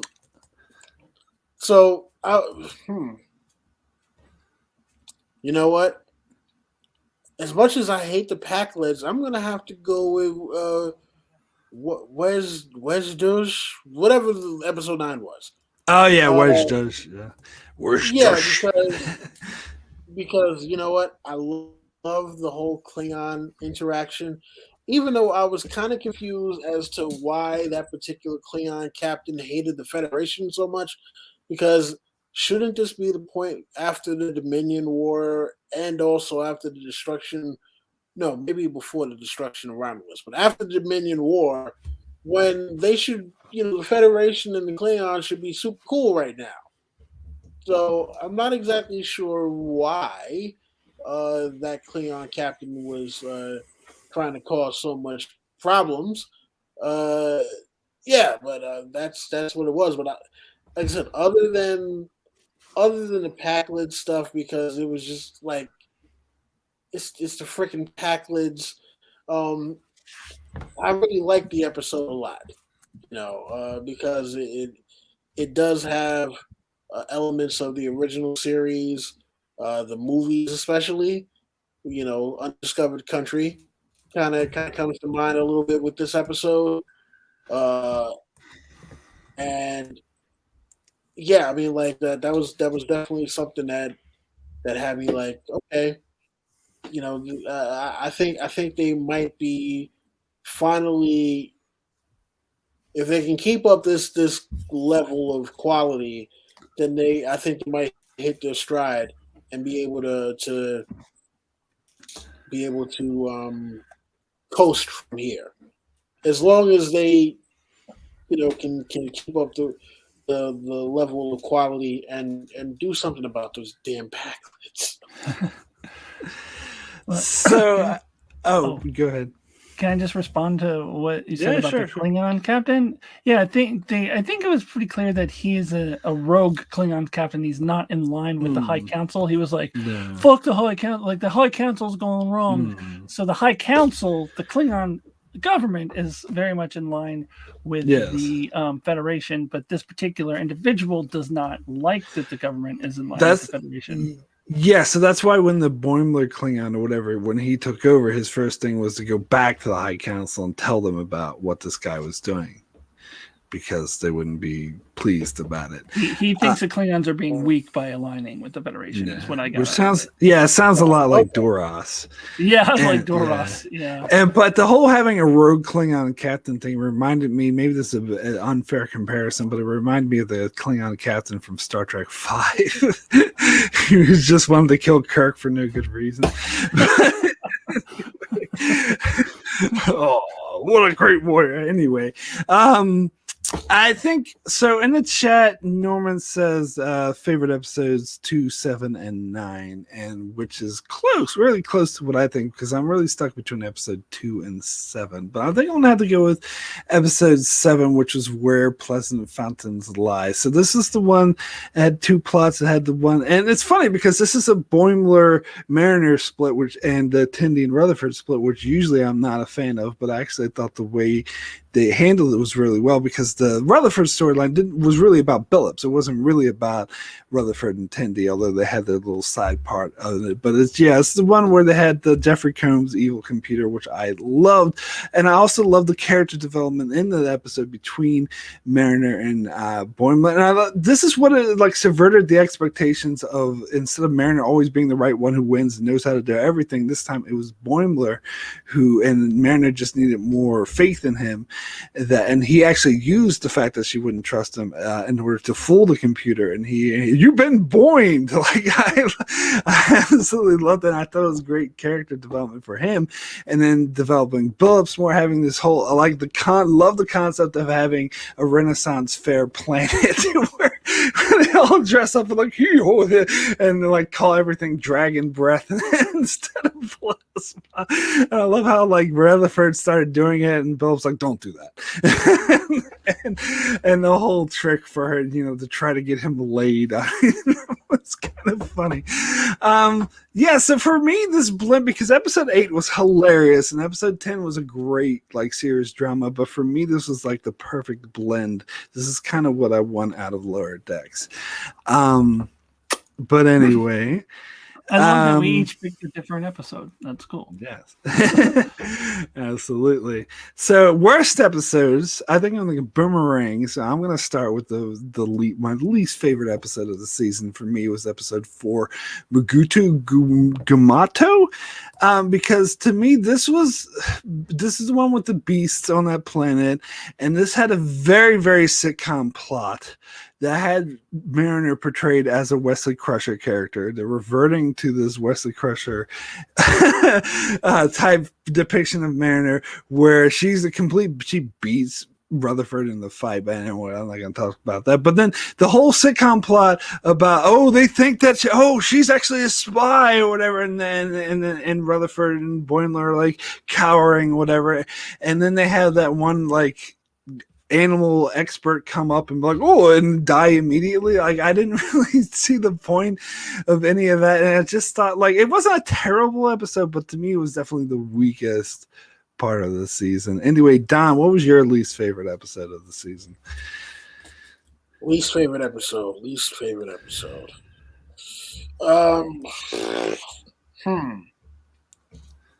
Not the one with the Borg Queen. That would be with the training modules. That was actually pretty good.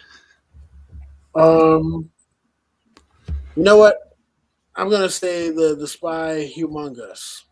Yeah, another weak one. Yeah. Because that one was the full Packlet episode. Yeah, so that one was, oh god. Oh no, I'm not the boss.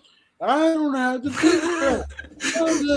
I'm like, oh god, no. I tricked Captain Janeway. Oh, you tell me how this works. Oh god. No. Yeah, it seems like that whole thing where there was like a bigger boss and then the emperor, and then there was a revolution, and all of a sudden, like, that seems like they could have done more with that. Like I think they had the workings for something good there, but I don't think they quite did enough with it. Either way, that was my least favorite episode of the season, and that was the thing that got me to actually hate the Packlets. After that episode, I no longer ever want to see Packlets, and then but after the end of episode 10, looks like I'm gonna get more of those damn Packlets. You are smart. Oh, we just wipe them out. Or you know what? No. Okay, no. To be fair, don't wipe them out. Well, it seems like they did wipe them out. Captain Freeman's being framed for destroying their planet. So, I don't know. No, send him to a pocket dimension or something, right? Yeah, send him to a pocket dimension. All right, Alyssa, what was your least favorite episode of the season? Well, see, Mark, sometimes you and I agree on things because mine is also episode 4. Okay, there we go. Motto. It's pretty easy to pick out my least favorite because it was my lowest rank. I always give a rating, and I believe I gave it a 6. That was my lowest rated episode. Yeah, for all the reasons you said, I hated the sitcom trope. So I've just watched like a bazillion hours of cheesy 70s, 80s, and 90s sitcoms when I was a kid. And so I've seen those tropes a million times. So it's also why I hated it when Deep Space Nine did the sitcom tropes. I hated it even more in Deep Space Nine because Deep Space Nine wasn't even a comedy. It was, but I absolutely, that was the dumbest thing. Where it was, I may as well have been watching a bad episode of they're all bad. Really, Three's Company. That was like the classic. Three's Company did that like every episode, and then when Don Knotts was on there, he would always like they had Don Knotts overhearing something incorrectly, and he made that Don Knotts face like. It was always something sexual usually where thought two people were hooking up or something, and they were kept speaking in all these sexual metaphors, and they did that in every single solitary episode. And this one was, they think that Mariner is really a spy or evil or whatever the fuck it was. I don't know. I just hated that so much. There were other things that I think. I mean, a 6 is still a decent rating, so I didn't absolutely hate the episode. It was slightly above average, but that in and of itself just really brought the episode down for me. Yeah, I gave it a 6 as well, and that was also my lowest rated episode of the season. But yeah.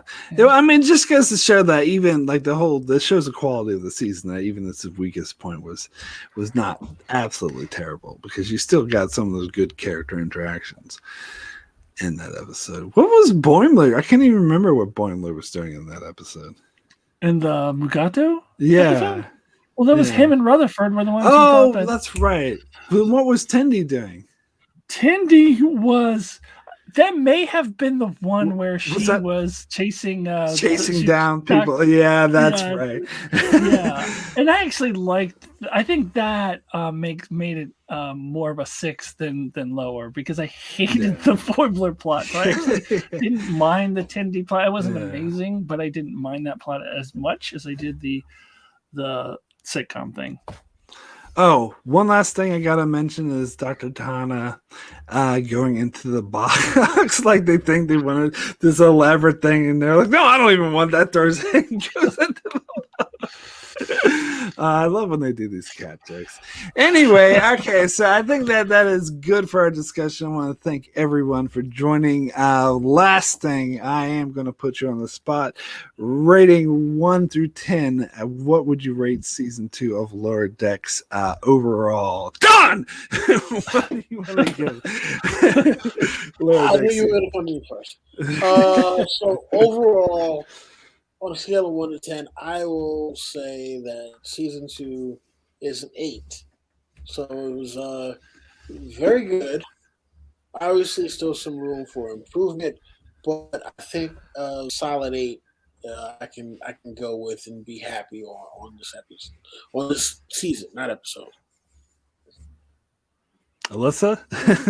What are the rules? Am I allowed to do 0.5s? Yeah, sure, go for it. You can do 0.5. Because to me, I think I had season 1 as an 8, and I think this is better than that. But there were too many things that dragged it down to where I don't feel comfortable giving it a 9. But I'm saying 8.5. Sure, yeah, and I also give it an 8, which is also what I gave season 1. But as I said, I'm kind of happy. I think they're a little bit on par. Maybe the more I think about it, the more I like season 2. I think it definitely improves in some places. But it's for any issues I had with it. I had such a joy watching it, so I have no doubt I'm going to watch it a couple more times before season 3 comes out because it was just enjoyable, fun show to watch. Okay, so we can go ahead and end our discussion here. Thank you, everyone, for joining in the chat. Allison, Norman, Brandon, thank you all. Always great to see you, and anyone else who's watching live who didn't comment, anyone watching in the archives. Oh, I could also shout out to Bob. I don't know if he's still here, but thanks for dropping by, and thanks for watching this. You can.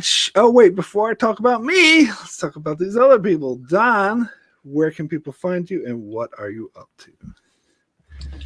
You can find me here on YouTube at Adon of Ice and Fire. You can also find me on Twitter at IDONWILLI. Also, find me with this guy right here, or this young lady right here, or Darren from D's Reviews, and also Rob from Smirking Gun. Doing Agents of S.H.I.E.L.D. and whatever other stuff we decide to get up to. And sooner rather than later, I will be back to making a Song of Ice and Fire, Game of Thrones, House of the Dragon content.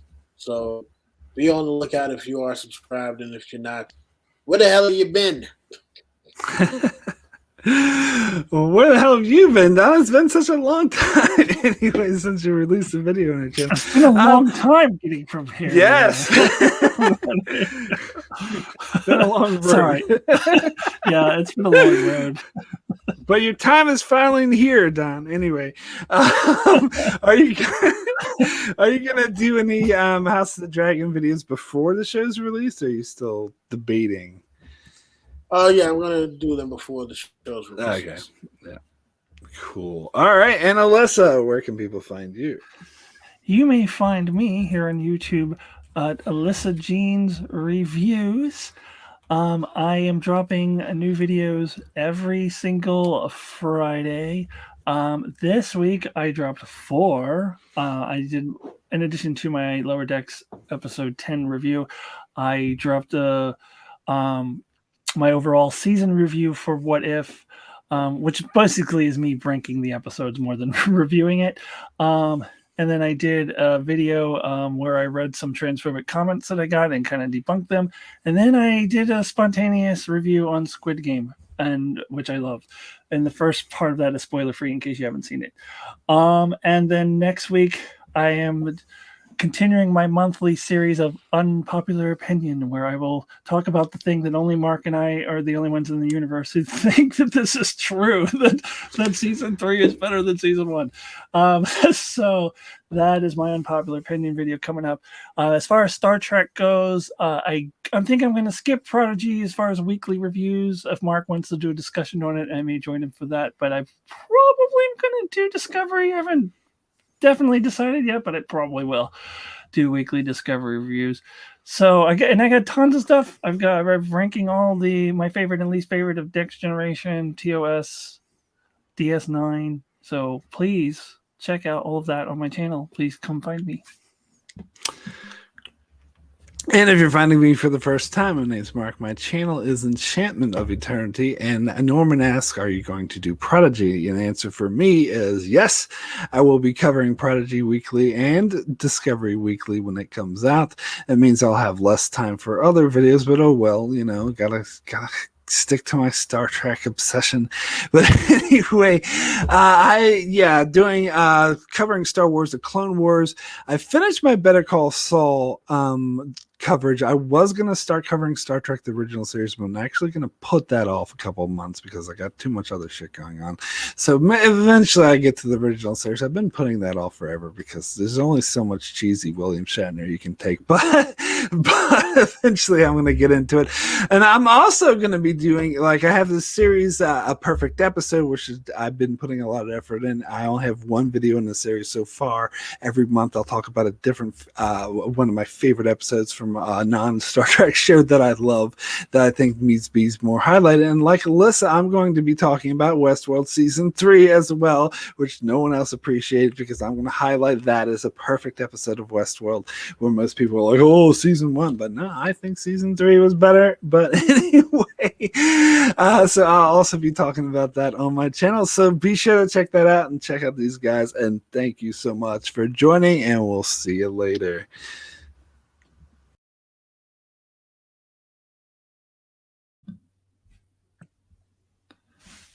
Wait, did he? I think he logged off. Yeah, I think it looks like we're still live, and Mark is here. I'm gone. Anyway, okay. Sorry. What just happened? Yeah, I pressed the wrong button. Anyway, this time we're going out. Anyway, thanks everyone for joining. And God, I can't think of any. I got one clever thing to say. Okay, here.